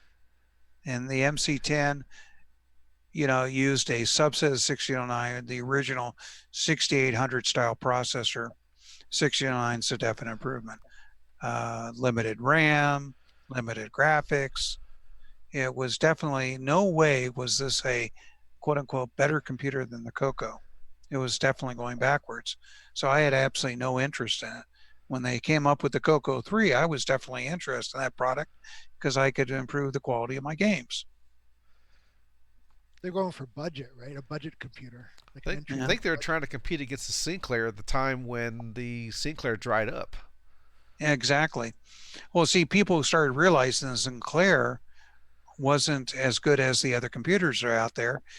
And also, you weren't saving that much money when you bought a Sinclair. And when they came out with the MC10, wasn't it like $180? Where a Color Computer 2 64K wasn't much more than $40 more expensive. But one of the things about the MC10 compared to the CoCo was that you could put more of them in the same space of the, you could put more of the product there. So that was one of the restrictions of the Radio Shack stores, was how much storage space you had in the back for product. And you could put more CoCo, or, you know, these MC10s, I think you could put 2 or 3 of them in the same space as one CoCo. So there was all sorts of weird things that Tandy was dealing with back then, and Radio Shack was doing. You know, how much storage space they got, how much pegboard space. Sounds like why did Tandy do that? Yeah, they were dealing with a lot of that stuff back then. And how did the Alice relate? I know there's the Alice, which is a clone, or is it a clone, or how did it relate to the MC10 business wise? You know? Well, it wasn't really a clone, was it? It was actually an MC10, but it Tandy was. sell it? I don't know if Tandy sold it, but I think it was. I don't know, some other company. It was sold to some other company Or in license it? in French. I think it was a French MC10. Mm-hmm. It was red. I like It was that. red, and I think it had. Did it have RGB or something, or some better video or something? Yeah, it just. It's still a doorstop. Yeah. But you all have one. You mock it, but most of you have one. So I don't know what that's. I don't have one. I know you won't. I only have one to stop anyone else from buying it. It's a mercy purchase. That's right. You're humanitarian, Nick. So Yeah. So I see over on YouTube, Retro Man Cave came out with part 3 of the Rise of the Dragon. Oh, good. So, Actually, Steve usually mentions we have a few people in chat. We have Joe Burnett. We have me. Avril Bess was here. Ken Reichart. We have a few people. Surprised. Jay Brevin. Ken. So yeah, we have a few people in chat. yeah, 11 of us watching there. So, Has anyone got any questions on the chat that we could probably answer? Nothing that's not facetious right now. which is part and parcel for chat. Well, at We least had a not few every comments about we had a few page comments while about I was away. we had a few comments about the competition segment. Comments about how long distance was ridiculously expensive back in the day. and the cassette cable crossover. Yeah, that got a that's a brilliant idea. Pure genius. So you're a genius, David. There was 2 of us that were talking about that one. Yeah. For me, I wouldn't call it genius, even though I was doing it. It was just a simple fact and necessity. How could I save time? And when you're coding for a living, time is money. Yeah. Yeah, the necessity is just definitely a necessity thing for me too. You know, not even to unplug the. Even now, you know, I'd have to buy another CoCo SDC if I wanted to do what I'm doing with the 2 CoCos. Hey, did anybody ever do cassette phone file transfers commercially? Because a buddy of mine in Houston, when I moved to this little tiny East Texas town, I think I had the only computer in the entire town at the time. He had an MC10, so we were writing programs together, so I couldn't use a lot of the extra commands because we wanted it to run on both machines. And at one point, he had a checkers game that he had gotten from somewhere, and he saved it out in ASCII and held his phone up to the speaker, had the audio on, and I recorded it on my end across the phone and was able to load it into the color computer. So that was 1,500 baud on a like 1984 crappy East Texas phone line. And I wondered if anybody ever saw that as a product. Wow. That's pretty impressive to get that happening without an I/O error. Yeah. I don't think it's so much as a product as it's definitely a good hack. Yeah, I mean, I could have just seen if we had this audience today, back then, somebody would have an adapter that you set your phone in, and one guy typed C load, the other guy typed C save, just like those classroom things. An acoustic cassette adapter. It's like the old acoustic coupler modems. Yeah. I remember that scanner that you made out of that printer also. That was built by Carl England. Yep. And that was the coolest hardware that never came to be. I just thought that was the funnest thing. Yeah. As I said, hackers gotta hack the systems. Yep. It's part of our DNA, isn't it? Yeah. I still remember taking a aircraft controller joystick system where you got a yoke and everything that was designed for the PC, and I modified it so it'd work on a CoCo. I had this space game I was thinking about creating. And I wanted some good controller for it like that. Did use it Well, on Steve, Warfighter didn't- 3D. Yeah, didn't you have like the biggest CoCo input device ever? Didn't you have the controls of like a 3-wheeler or 4-wheeler hooked up to a CoCo for Desert Rider? Yeah, that was for Color Expo 87 or something like that. We had gotten a 4-wheel ATV from a local dealer for use in trade for a sign saying, it's from him. And went through and I hooked up the brakes, the gear switch for jumping, and what else? Of course, the throttle. So you could ride the thing, and I had a big screen TV put in front of it and basically made it into an arcade game. Though I had problems trying to get it to work on Sunday because the quote-unquote security guards decided it would be fun to run the vehicle around. Now, there was no gas in the vehicle, so one guy had to push it. But then, I come back the next day and go, why is all my equipment detached from this thing? Yeah. But yeah, that was that. And I also, Ganable 1 at that show was inside of a Defender's arcade cabinet. So you could play Ganable 1 as an arcade game. Oh, wow. That's neat. So yeah, that was an interesting show. And talking about hacks. Yeah. Let's see. What else did we have from Facebook this week? Did Guadam want to actually take quarters? No, it was free play. Oh, okay.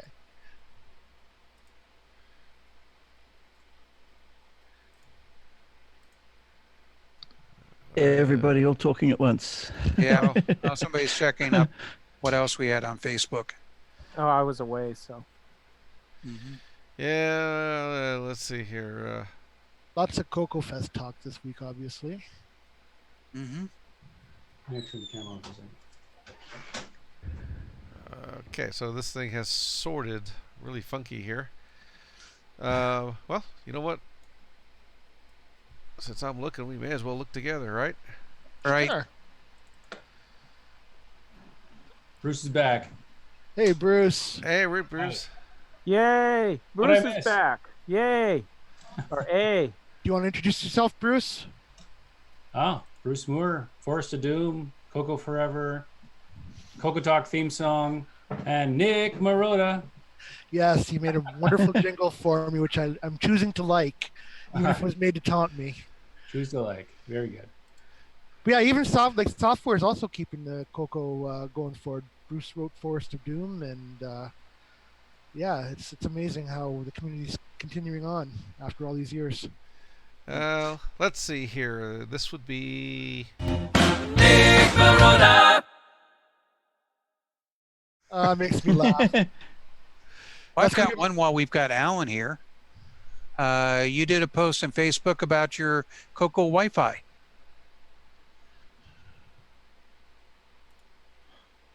Okay, sorry. What about that? You did a post in Facebook about your CoCo Wi-Fi. Hang on, there's an alarm going off and there's a dog going off. Live and unscripted. Okay, put up the video of the dumpster fire. Yeah. That's why reality TV is such a popular genre. Well, it looks like Grant Leighty just joined us there. If Grant's there, he's at the fest. Maybe he can just send us some live footage or a walk around of all the tables. Yeah. There he comes. Hey guys, yeah. Actually, I'm in my hotel room for a second. I had to come get something. Oh, okay, yeah. Just wondering if later on, if you come downstairs and the show's still on, if you want to just do a bit of a walk around of the tables and just show us what all the vendors have. Yeah, what's actually on the tables. Yeah, we just did that with Stevie.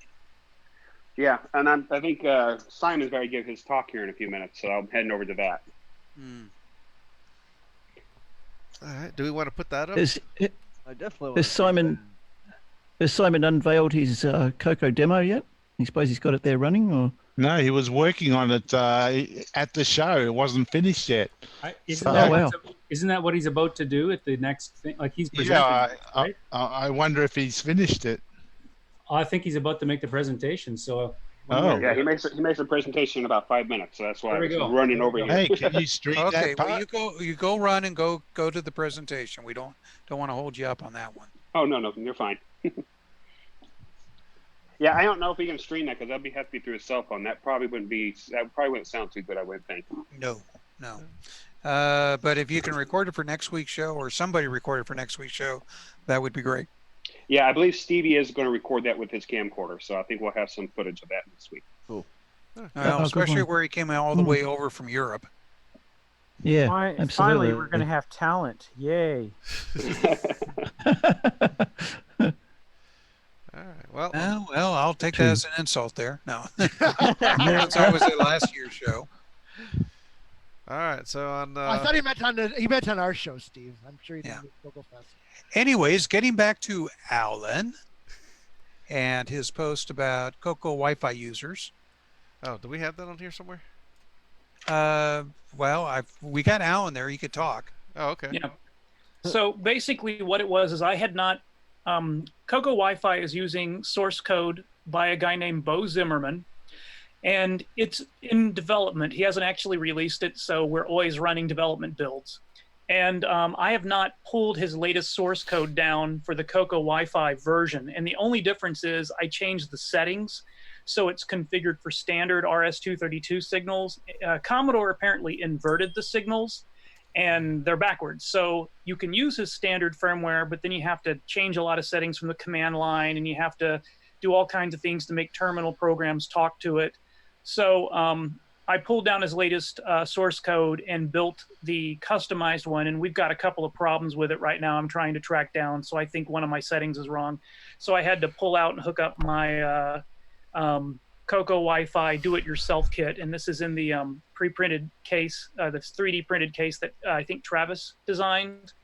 I'm going to go ahead and make these kits available for anybody who wants to get one and wire it up themselves. It's real simple. You get 2 parts, and I'll get you a 3D printed case, and you can just hook the wires together, or I'll do the wiring for you, and then anybody who wants one without the hassle of hooking up lots of wires can just buy it and plug it in. It'll be in a nice little box and everything. Alan, I have a couple of questions about this Wi-Fi, just to clear up any confusion, because when people think Wi-Fi, they're thinking that could this be hooked up to their Wi-Fi setup at home, like like a wireless connection. So yes. Like to get on the internet? Yes. Yeah, like to get on the internet. Is this a Wi-Fi? What kind of protocol is it? You said RS-232? It has it acts as a go-between between Wi-Fi and a standard serial port, so you can load up any standard color computer terminal program or OS9, and you instead of dialing a phone number, you dial an internet address and it connects you. So it acts like an old Hayes smart modem. So you can telnet to thousands of old bulletin board systems that are on the internet, or you can use this to run a color computer bulletin board on the internet. And if you want to write some code, you can do any type of internet protocol you want. There is a whole bunch of examples in Commodore 64 BASIC to do IRC chat, FTP, telnet, and other things. So it does give you a way. This does all the TCP/IP and the socket work, and it gives you a serial stream. So if anybody actually wants to port those over to the color computer, the Commodore 64 source code is available. Okay, so basically what it is that device there handles all the protocol as far as, say, 82.11 or whatever you want to do, or if you want to encrypt it or anything like that, correct? Right. The hardware it's based on doesn't support the encryption, as far as I know. And he has built in a couple of things, like he's got Telnet protocol built in. So when you connect, you can choose Telnet protocol, and it will take out all the Telnet escape codes and stuff and just give you the raw data, which is what we use when we're using a terminal program. He also has the ability for it to pull time from a time server and a couple of other things. I think he even has a Z modem implementation in there. so you can tell it to go retrieve a file across the internet that's on the other side of Telnet. There's all kinds of stuff built into it. Okay, my other question is the board itself. Is it an Arduino board, or is it just something that you guys designed? Or No, it's a $4 ESP8266 board. Okay. What I have in here, if you buy them online, I've got like a couple of dollars for the 232 adapter and a $4 ESP8266 development board and a couple of jumper wires, and that's it. Okay, cool. And the serial connection, is it does it go to the Bitbanger, or do you need to buy a separate serial card?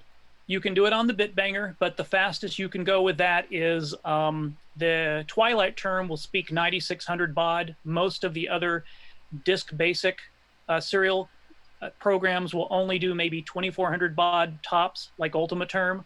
And under OS 9, you can only do about 1200 baud or 300 baud unless you have a 232 pack.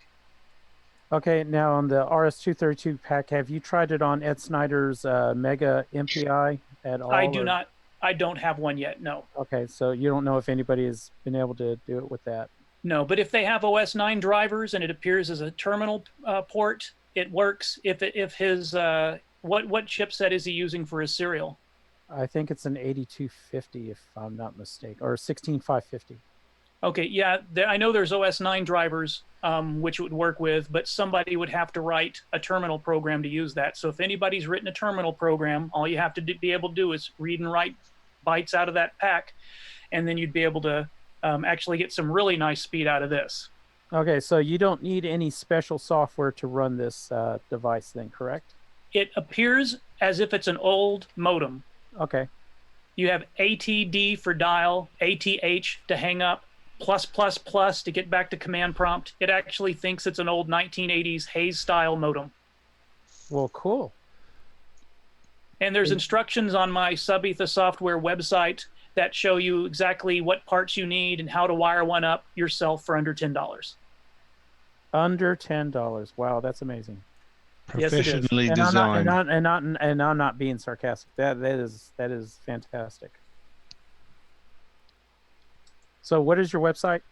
Subethasoftware.com. Okay, cool.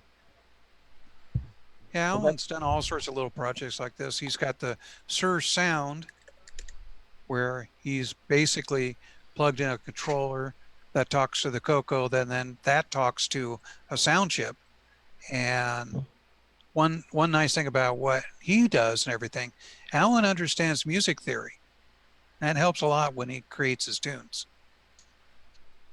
Yeah, that's it. Let's go to a big screen on Alan again for a second.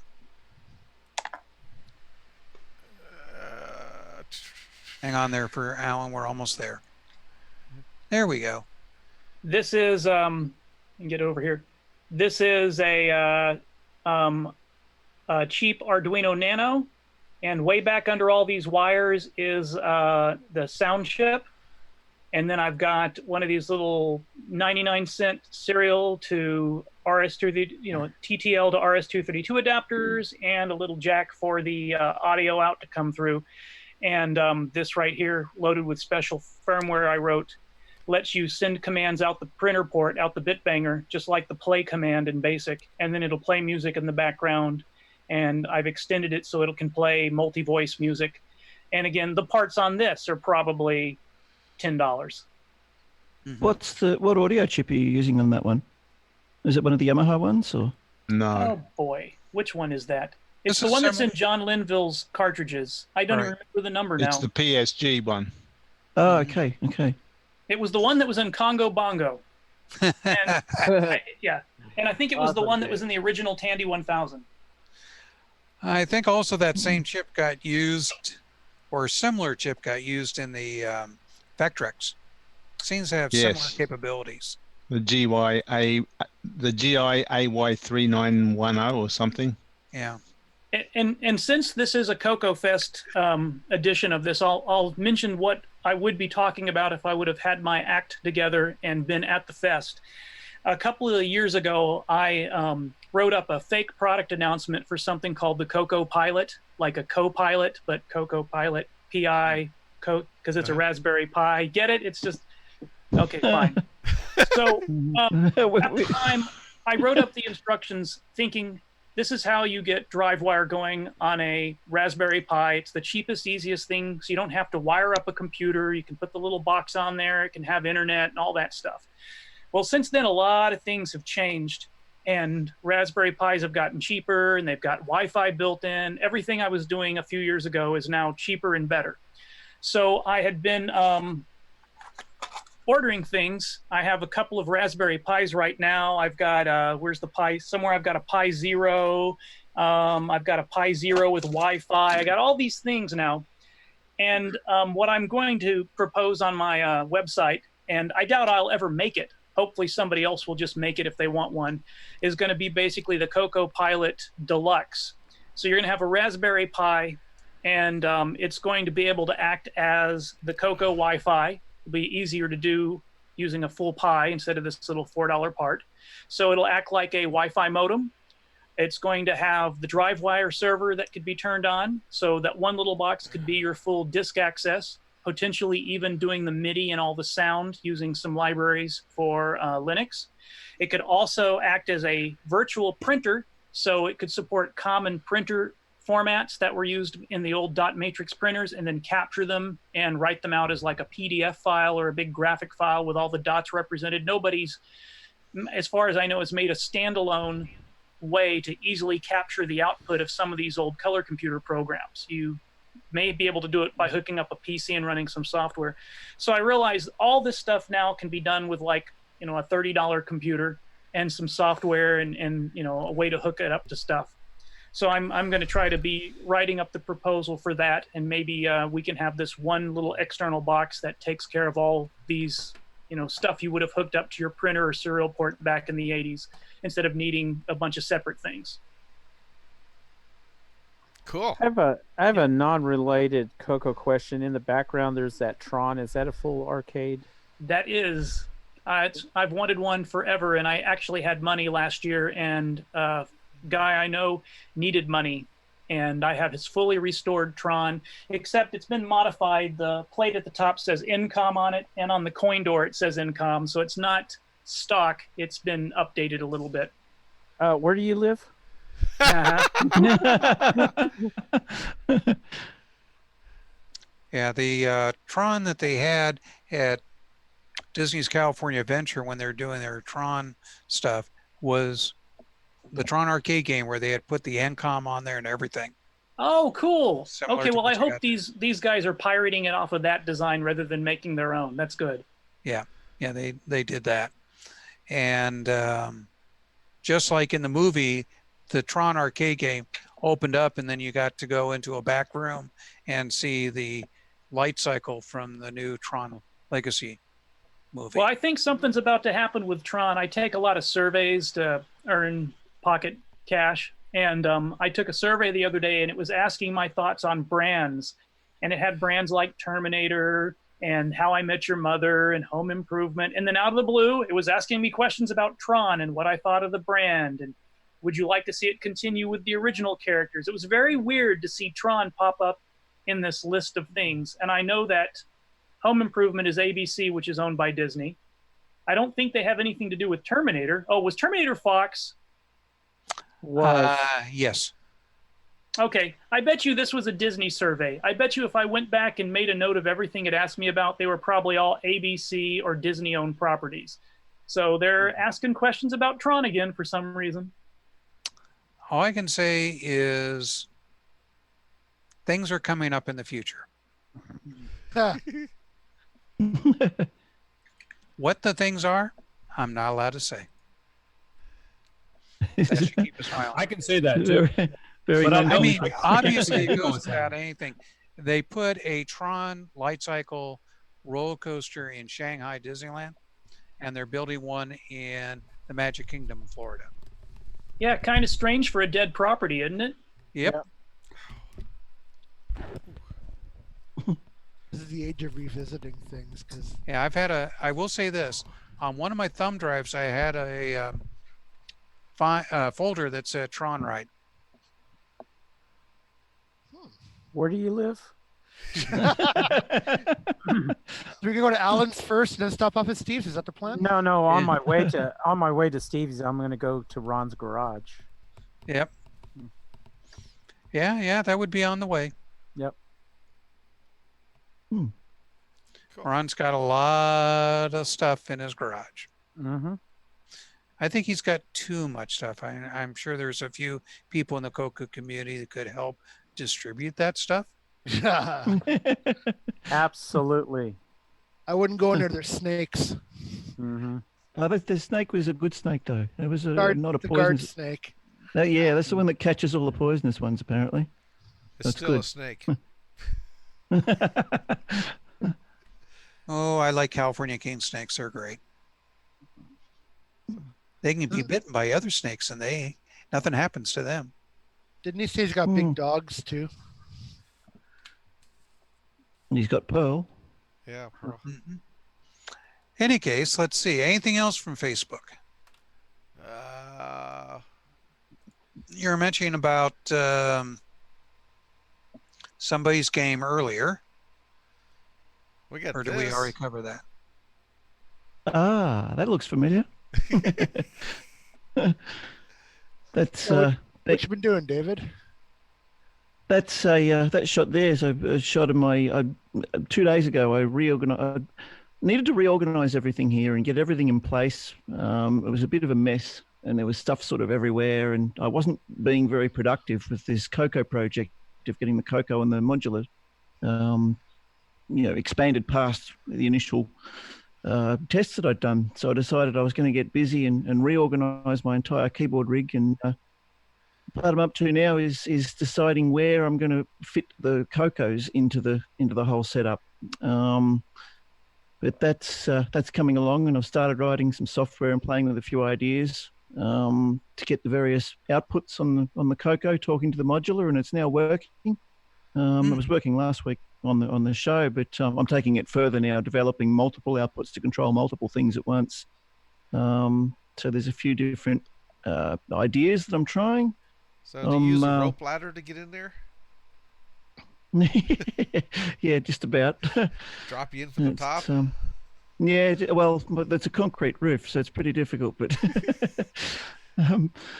but no, that was one of the things. I just had stuff blocking all the entrances and blocking everywhere to get in, and I was tripping over things just trying to get in and out. So yeah, it's had a major reshuffle. So this week I'll be a lot more productive, and I'll be able to actually get some of these things, these ideas with the CoCos actually into practice, and maybe record a little bit of a demo song, and hopefully have something to either upload to my YouTube channel that we can maybe show off next week on the show, perhaps.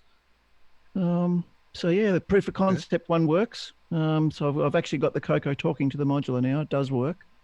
So yeah, the next step is just to expand the number of outputs and make it more practical, and write some actual interactive software that I can use for real-time live performance. Yeah, that's cool. Let's see. What else we got on here? Oh, well, I'll just put up everyone so you can see it. Skip over that. That was the competition segment. So that's some more of that MC10 thing. Orchestra 90 question.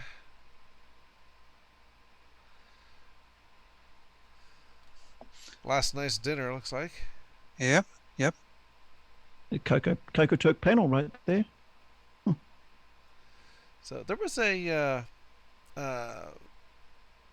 where is it? There was a newbie on here. Let me see if I can find it up at the beginning again. Hey, did we do the newbie question of the week? Well, the newbie question kind of evaporated. And I got answered. Steve Bjork kind of touched on it during his talking about the SDC. Okay, so I think it's been. I actually ordered SDC and it's on its way. Yeah. Can't wait to get it. You're not going to know yourself once you get that. A fantastic game changer. Yeah. Although, like I said, there's something very ironic about using a netbook to feed software to the CoCo. So I kind of. Just do yourself a favor, though. Keep a backup of your SD cards, because SD cards, while the S is supposed to be secure, they're not. They do fail.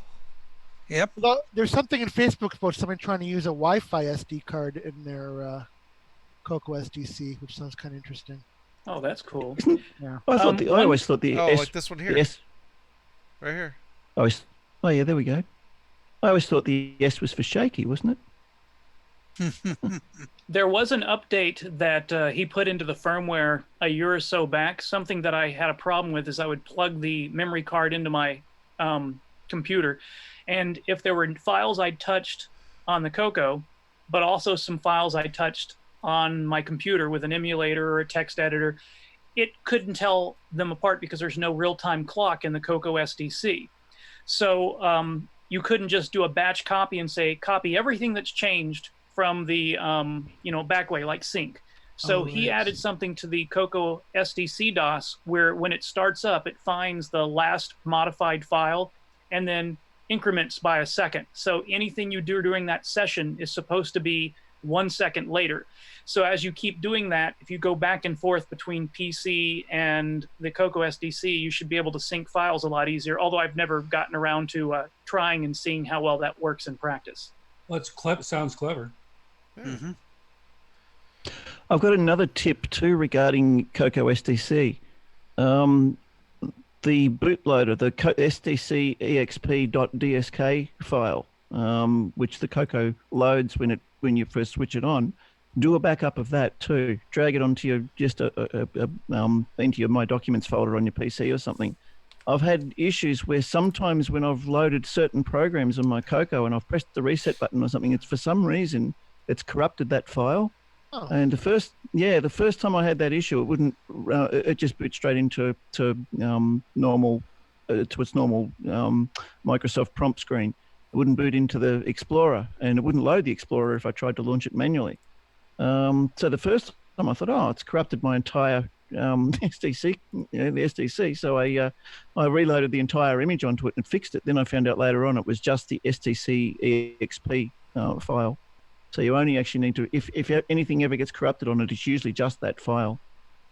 Okay. So I'm still not 100% sure why it happened, but I think I've narrowed it down to a process that I can repeat.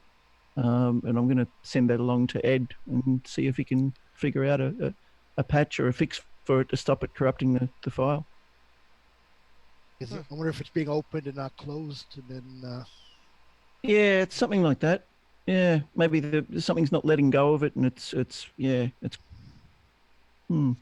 Well, first of all, the blocks are not the same that are stored on the SD card are not the same size as your 256 byte sectors. They're more in line with what's on the PC. So the sectors are, not mistaken, 512. Also, everything's done serially. So you have to send in a command that says what sector you're doing, and then you have to decide, is it being stored in the upper half or lower half of the sector? Yeah, well, I mean, obviously it's got to be something, it's got to be a write procedure to that file that's causing the corruption, because surely a read wouldn't. Yeah. So yeah, the other thing too, I find that not only for the SDC, but also if you've got a Raspberry Pi, it's better to use a class 4 SD card than a class 10. Why? Oh, okay, that's interesting. They're very efficient for writing lots of data in long groups, like you're basically recording a video. They're very efficient for that, but they're not efficient for doing random sector read writes. Interesting. Oh, interesting, yeah. So class 4 for the SDC. Class 4 seems to work better. Oh, thanks for that tip. That's awesome. But the problem is trying to find class 4 is difficult these days. Yeah. Class 10 is a lot more common. Oh, I'm sure I have some kicking around somewhere. But get the cheapies off eBay. Yeah. No, I use class 4 all the time, my Raspberry Pis, and they seem to be more reliable when I do that and actually boot faster. Oh, wow. Oh, John's trying to show a product off. Let's see. All right. Brian John Schubert Strong. is showing us something here. What is that? Is that John Strong's joystick? That's Yes. it. Oh, I thought it was a little mini three-way speaker. John, you got to get a little taller there. John, jump up. We don't have audio going back that way, do we? So we, or do we? I'm not sure what kind of setup they have. Yeah. Yeah, it was Why don't we working go this back morning. to everybody again, or if we're not already there. There we go. Yeah. There's audio.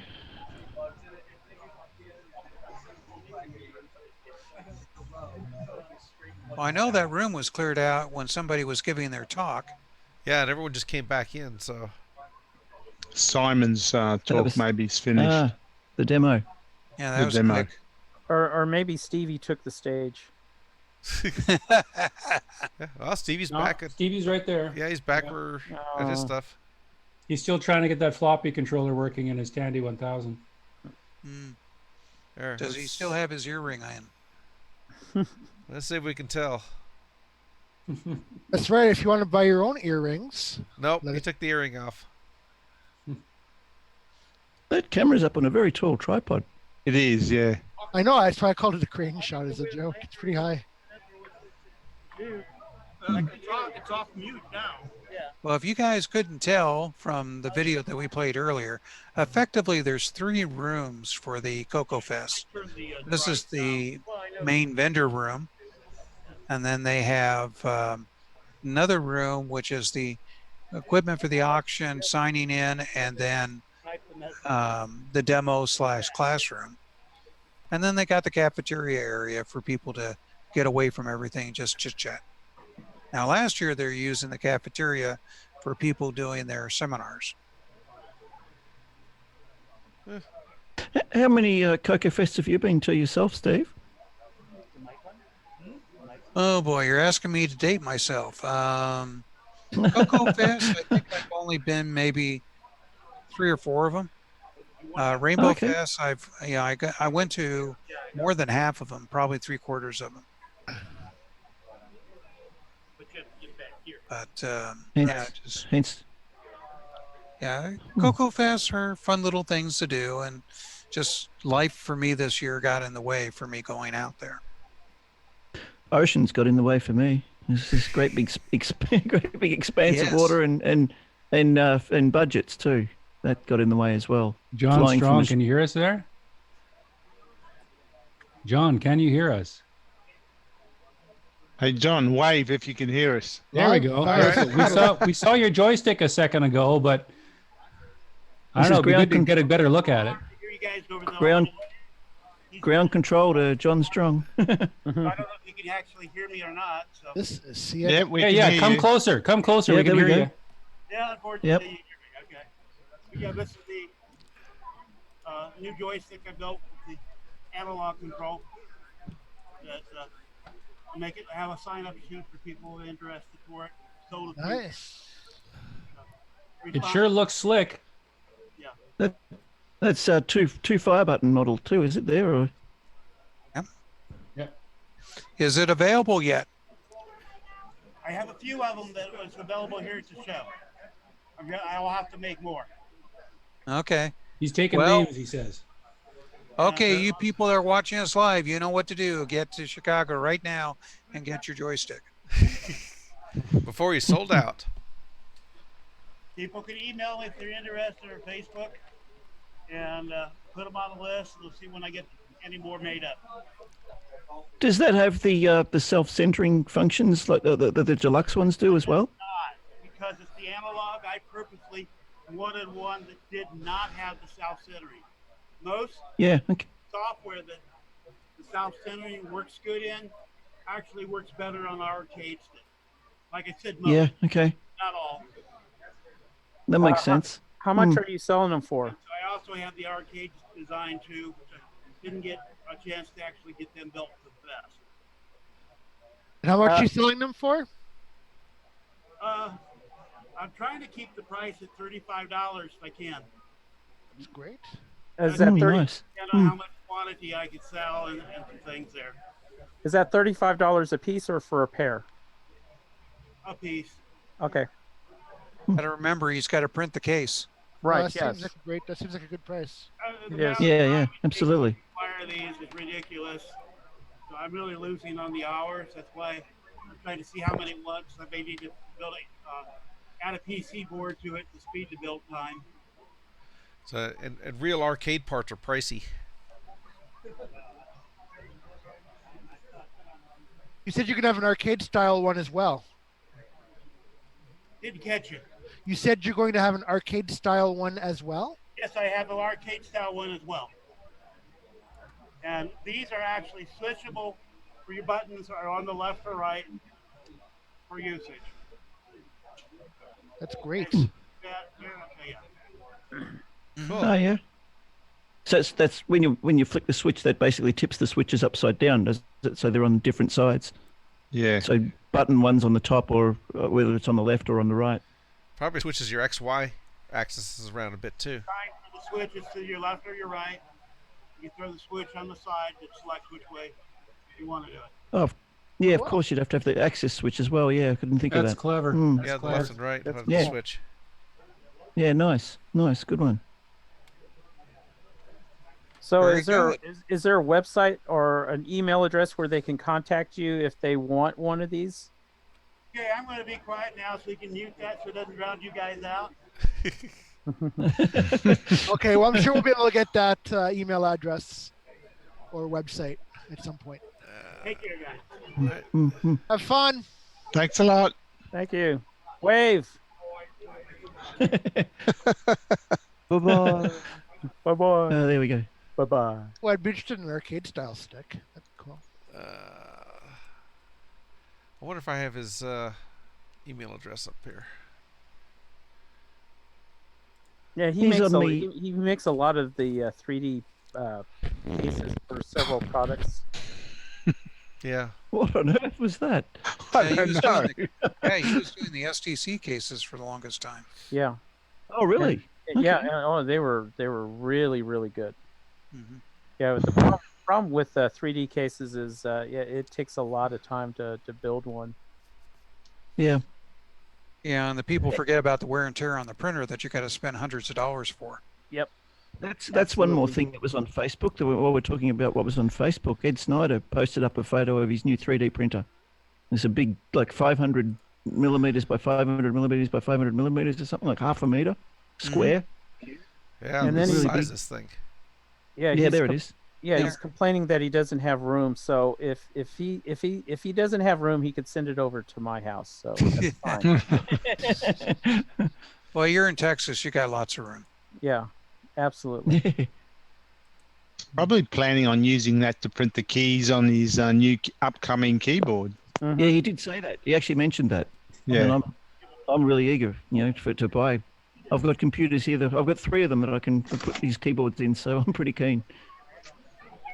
I've always said that Ed is a Cylon because it's almost like he's doing this 24/7. So he's been made a major contribution to the community. Yeah, Really. he's a Cylon. Yeah, no doubt about it. Yeah, so when people complain that Ed's out of a particular product, you got to remember how many SDC packs he's already made. They're like 700 or something. Yeah, it's one of the most popular items in the modern CoCo age. Mm-hmm. It's easy to see why too. It's absolutely essential as far as I'm concerned. Yeah, it's a must-buy product. Hmm. Well, why don't we go ahead and do another commercial break? Alrighty. And then we'll come back and we got a couple more things, and then we'll probably end this dumpster fire. All right. Let's see which one here.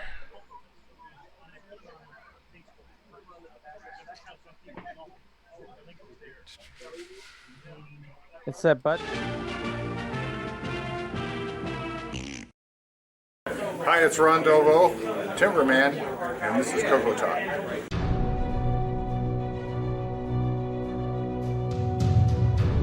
In a world where RGB produces black and white video,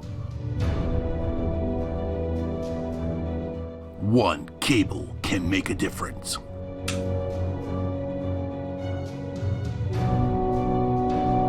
Switcheroo. CoCo3ScartCable.com. Some people have big plans after school. You know what Elliot's going to do? Jeff, too. Elliot's at work on a book report using Scripted on Radio Shack's Color Computer 3. It hooks up to his TV. And Jeff's at his Radio Shack Color Computer 3 playing the newest football game. But wait, what's Elliot doing playing New Super Pitfall? And Jeff's having a blast with a new math tutor.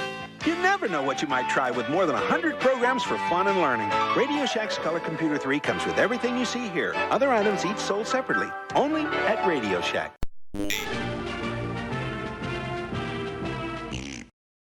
Hello, this is Grant Leighty with CoCoTALK.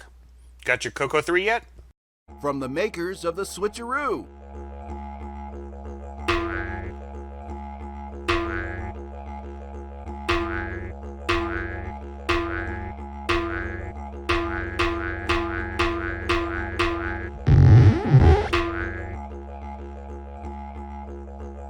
Wallaby Cable, Color Computer 3 Dual RGB Cable. Get yours today at cocoman.biz. Fletcher, I don't need that report tomorrow. Great, JT. I need it tonight. But JT... Fletcher saved $300 on her office away from the office. Radio Shack's revolutionary Model 100 computer. It's a word processor, phone directory, and dialer. It even communicates with the office computer. Fletcher, how's that report? Fletcher. Radio Shack's Model 100. Save $300 and put it to work. You'll go far, Fletcher. You'll go far. We now return you to CoCoTALK.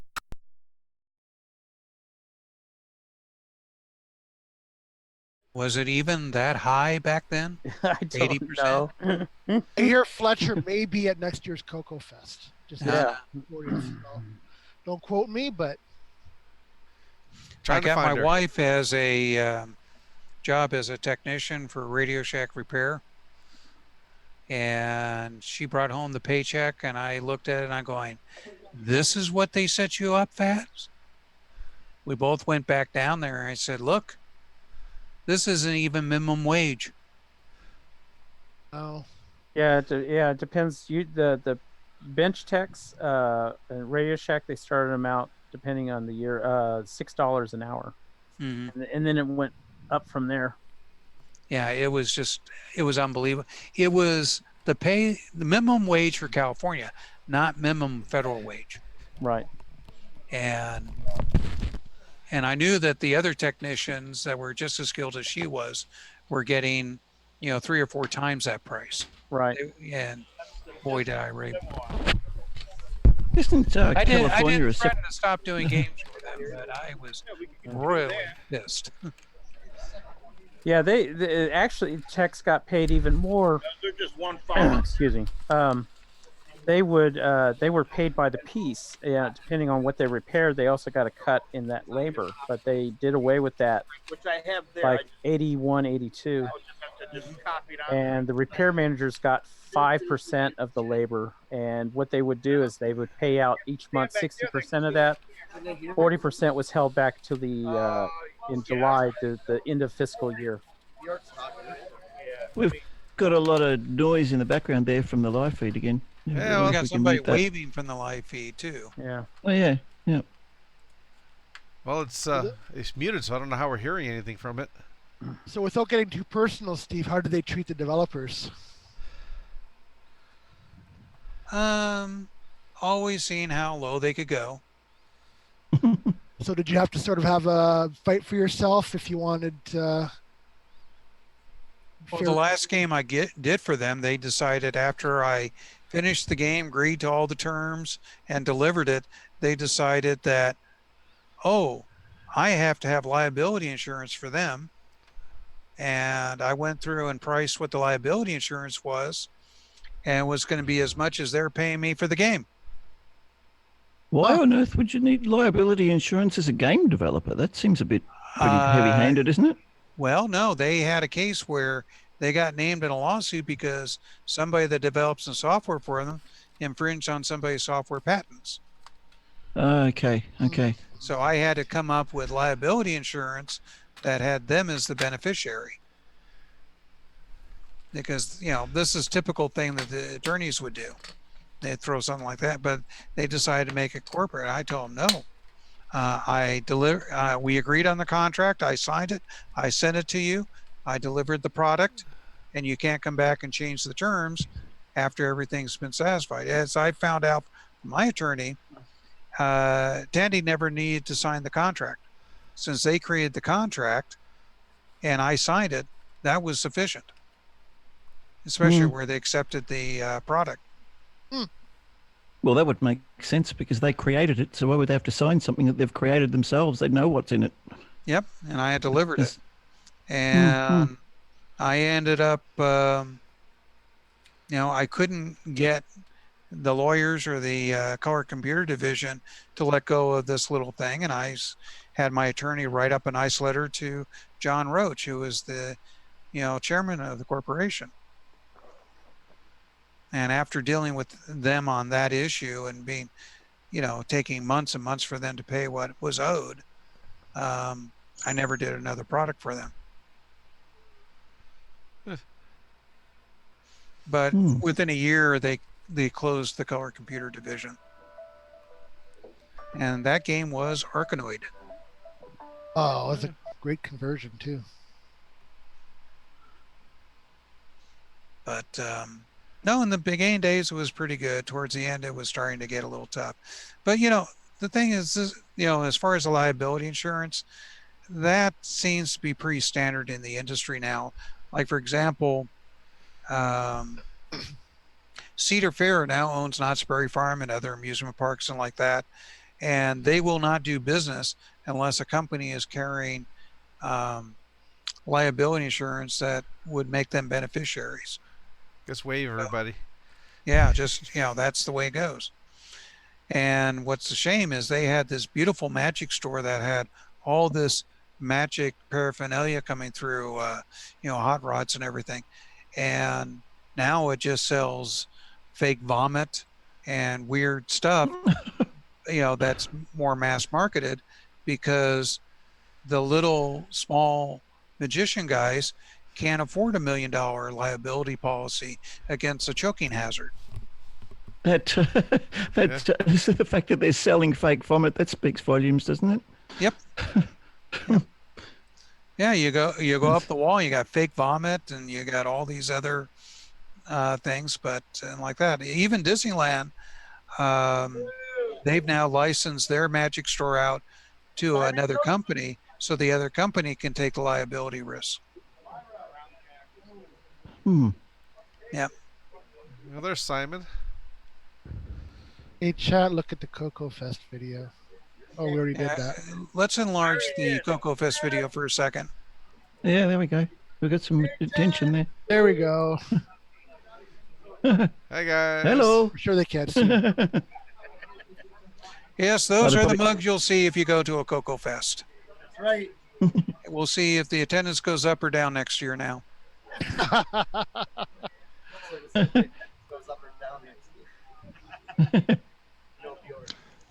How did the demo go? Yeah, I'm wondering if Brian can actually play Simon's demo on this call. Share the video. What in the world is Jason doing? Did you get it finished? The coding will get completed. But seriously, how did the demo go? What you could demo? Which I have. Coco, man. He's awkward. I think we got.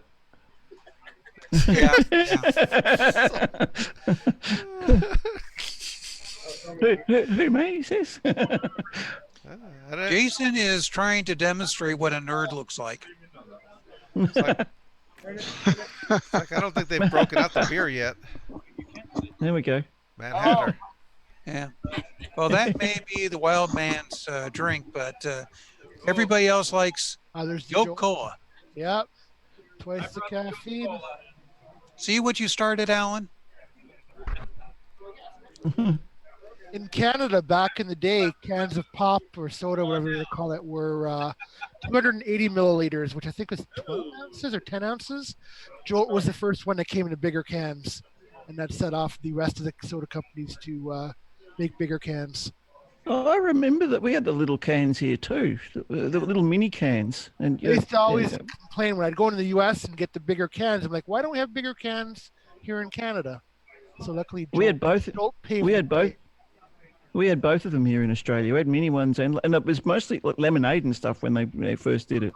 Well, now we've got really mini ones, which are even smaller than the original ones I was talking about. Yeah, Schweppes had the mini cans and the full size cans. Yeah. Well, this VCC version. Yeah, California's had the mini cans for years. It's part of the health conscious movement. Yeah. I haven't seen them over here for decades. It was like this was the early '80s that we had those. I haven't seen much for Jolt. No. I don't know if I haven't seen Jolt around in Canada for years. I don't know if they're still around. Well, do we have anything else left on the docket? Because maybe we should start ending this dumpster fire. I have one very random question that I thought of for everybody. Does anybody here run their CoCos with all the screws in them? Yeah. Or do you all have your screws out of them so you can take the lid off at any time? Mine have most of the screws. Let's just put it this way. Most of them here, most of us CoCo users, at least the opinion of everybody else that had Apples and Commodores, is that, yes, our screws are loose. Absolutely. Mine are non-existent. They're in a little plastic bag underneath the motherboard, underneath the keyboard. I mean, for myself, when I got a CoCo, the first thing I always did was grab the hair dryer and take that warranty sticker and move it to someplace that wasn't. There's my CoCo with its screws missing. That's smart. Yeah. I suppose it comes back to being a hardware hacker, an electronics guy. I'm always doing something inside my CoCo, so I just find it easier just to leave the screws out. I don't have to strip the threads in them by putting them in and out all the time. So all three of my CoCo 1s and my CoCo 3 have all got the screws in little plastic bags taped under the keyboard. You can pop the hood like it's a sports car, right? Yeah, absolutely. Well, see, after you take the screws in and out so many times, they just get stripped, so you might as well leave them out. That's exactly my thoughts. It's one of the primary reasons I do it. Especially on the original CoCo 1. For some reason, they stripped real easy. I think it was the plastic. Yeah, the ones under the front had shorter threads on them too. Mm-hmm. Yeah, sometimes you have different shorter screws too. Yep. And of course, the different sizes made a big problem. You put them back wrong. I've got a couple of CoCo 1s that have little dimples where the screws kept in the wrong spot. Oh yeah. Yeah, I've been guilty of that. This one, where my finger is there's a little dimple in that because I accidentally. This is way back in the day when I was brand new to it all, and I put a long screw in a short hole, and it put a little dimple there, and there's still a dimple there. Mm-hmm. I only did it once, and it didn't damage the thread, so the threads are still okay in that one. But and all the paint wear, that's all from my palms. I've had that one since brand new, so that's all my programming. What's your MPI there? Your multi-pack interface? That's one of Ed's Mega Mini MPIs. It's with the OPL3 chip in it. Oh, please go ahead. Yeah, and obviously, and the CoCo SDC sitting in there, and a deluxe joystick at the front there. I've got a pair of those. The other one's on the CoCo 3 at the moment. But the Mega Mini MPI, that's fantastic. John Strong, actually, we're talking about. He's developed a version of the play command that uses the OPL3 chip. I've actually got to send him a message about that because I'm hoping to use that and incorporate that with my modular synth program interface designs so that I can actually use the stereo outputs of the OPL3 on the Mega Mini MPI to control maybe 5 or 6 different sections of the modular synthesizer from the one stereo mini jack. So yeah, that's another little synth update there. Mm-hmm.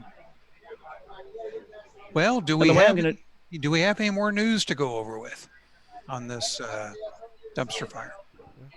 No, I think it's time to put out the fire. Yeah. Has anyone had a chance to read the CoCo papers that Boise announced? No. Okay. Well, maybe we'll say that for next week's show. Yeah. Okay, we ready for... Especially after we've had a chance to digest it. All right. Well, we ready for the outro then? Yeah, let's go ahead and do an outro, and then we'll all say our goodbyes, and we'll let people get back. Just a reminder, folks, too, is that Discord is where we hang around during the week. It's a service where you can both leave messages like a bulletin board, or you can do audio chats with other folks, and this last week we've had a lot of people. Been really great. On lot of there. chit-chats. We had like 20 people on one call once this last week. Yeah, that's right. Oh wow. Okay. So yeah, it was very active. People were getting ready for the show. Some people were driving the show, and they were on Discord. So it was interesting. Literally, you could see a car wreck. Hopefully, I was not. on all day yesterday. Yeah. Keeping company, and there were quite a few people there. It's nice. It's like a community. Did he get pictures of the carnage? Of the couch? Yeah, live video of the carnage almost. I haven't seen Yeah. But so if you can't get enough of your CoCo Talk on the weekend here, or when you listen to our podcast or video cast, definitely pop into Discord. We got a bunch of very friendly folks that chit chat and help each other out on Discord. So leave messages, join the audio talk. Everybody's friends there. So why don't we go ahead and do the outro, and then we'll do our final goodbyes. All right.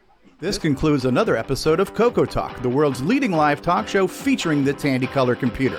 For all things CoCoTALK, visit us on the web at CoCoTalk.live.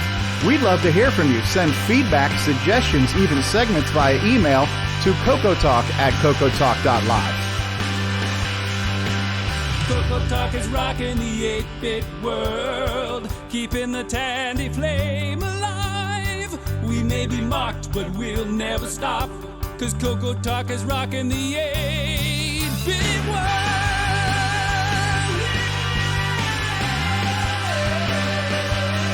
Consider supporting the show with the purchase of merchandise from our retro swag shop at 8bit256.com.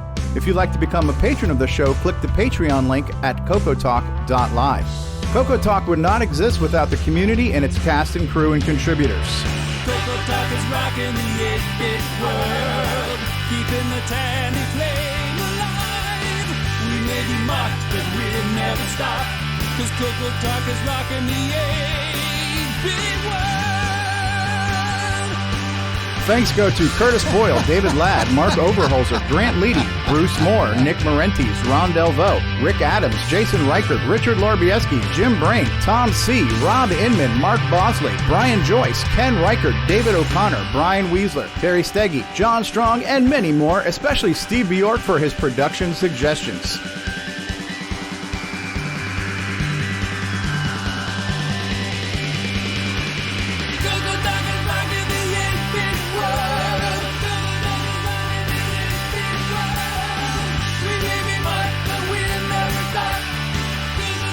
Please help support the CoCo community by visiting some of its contributors. The CoCo Crew podcast at CoCoCrew.org. Glenside Color Computer Club, host of CoCoFEST at GlensideCCC.com. Retro Innovations at Go4Retro.com. Tandy Assembly at TandyAssembly.com. Voice on Technologies at BOYSONTech.com. Get your own switcheroo and wallaby cable at CoCoMan.biz. Cloud9 Technologies at Cloud9Tech.com. The CoCoTALK theme song is copyright 2008 by D. Bruce Moore and Greg Sheeler. Mixed, mastered, and produced by D. Bruce Moore.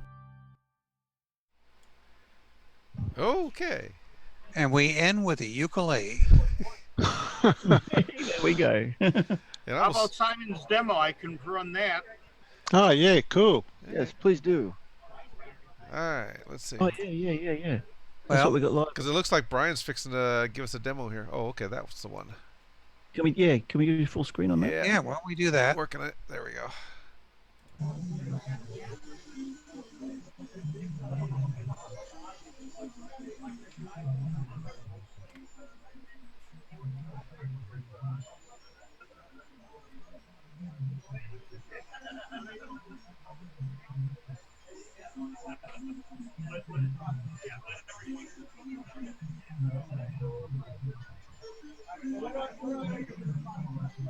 And we're loading, and we're loading.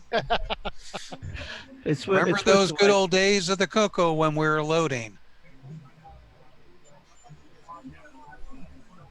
Yeah, it's like being on Netflix these days.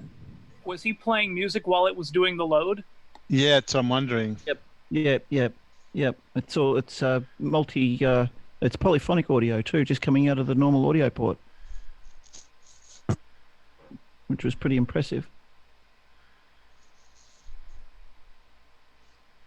Now, one thing to let folks know, the video actually looks much better than this. Remember that it's being distorted by streaming back and forth and like that. So you definitely, when it goes live, you want to download his demo and take a look at it.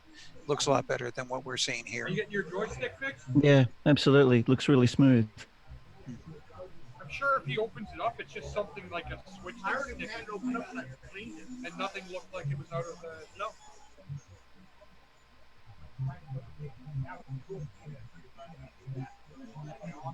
Yeah, the internet, the Zoom stream doesn't do the audio justice. The audio on this is actually quite impressive, considering it's a standard audio port that it's coming out of. Mm-hmm. That's your background noise elimination working its hardest. Yes, eliminating all the good stuff. That's why our show still gets through. You can still hear us, so obviously it doesn't feel very good. Yes, it is. We're getting audio. We're waiting for it next, but Hey, seriously, this looks like Netflix. Donut. That's cool. That's new. I haven't got that in my demo. Okay, that's just got to be rendered frames and page flipping, right? Yeah. Mm-hmm. Because there'd be no other way to do that, right? Right. Right. Well, the limit is about 1.5K per video frame putting up on the screen. Maybe 2K at the absolute tops.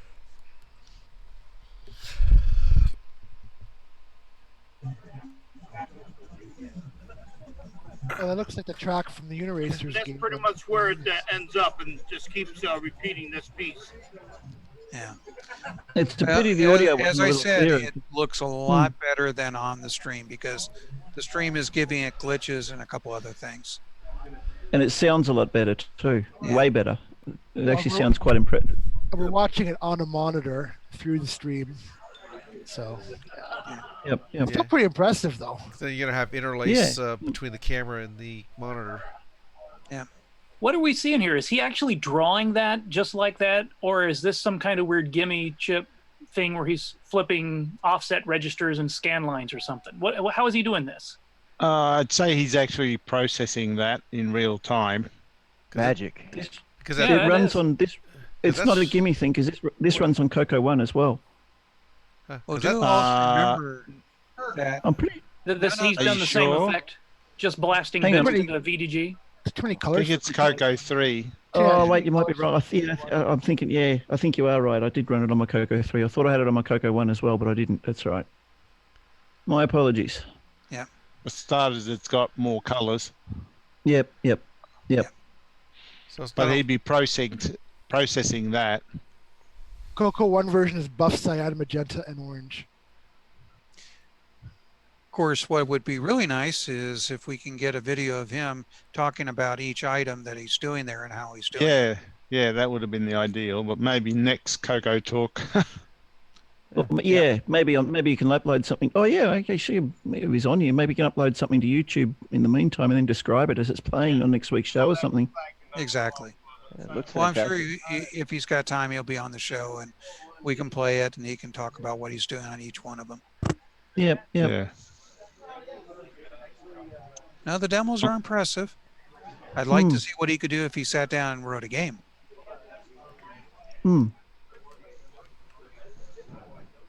Being a sound guy, I was most impressed with what he did with the audio, knowing knowing the limitations. We don't have a SID chip in our CoCos, so he's used the hardware that we've got, and he's done an impressive job with it. Is there supposed to be audio? Someone said they can't hear it, but I don't think we're. It's difficult to hear the audio for this. I turned the audio down. Yeah. The impressive part is that he's reading disc information while the music is going on at the same time. Yep. He's interleaving it. Right. Now you can do that with disc read errors. You just, sometimes you're going to have, the sectors are going to come through at the wrong time for the audio, and it's just going to, you'll get an error, and then you just got to reread the sector.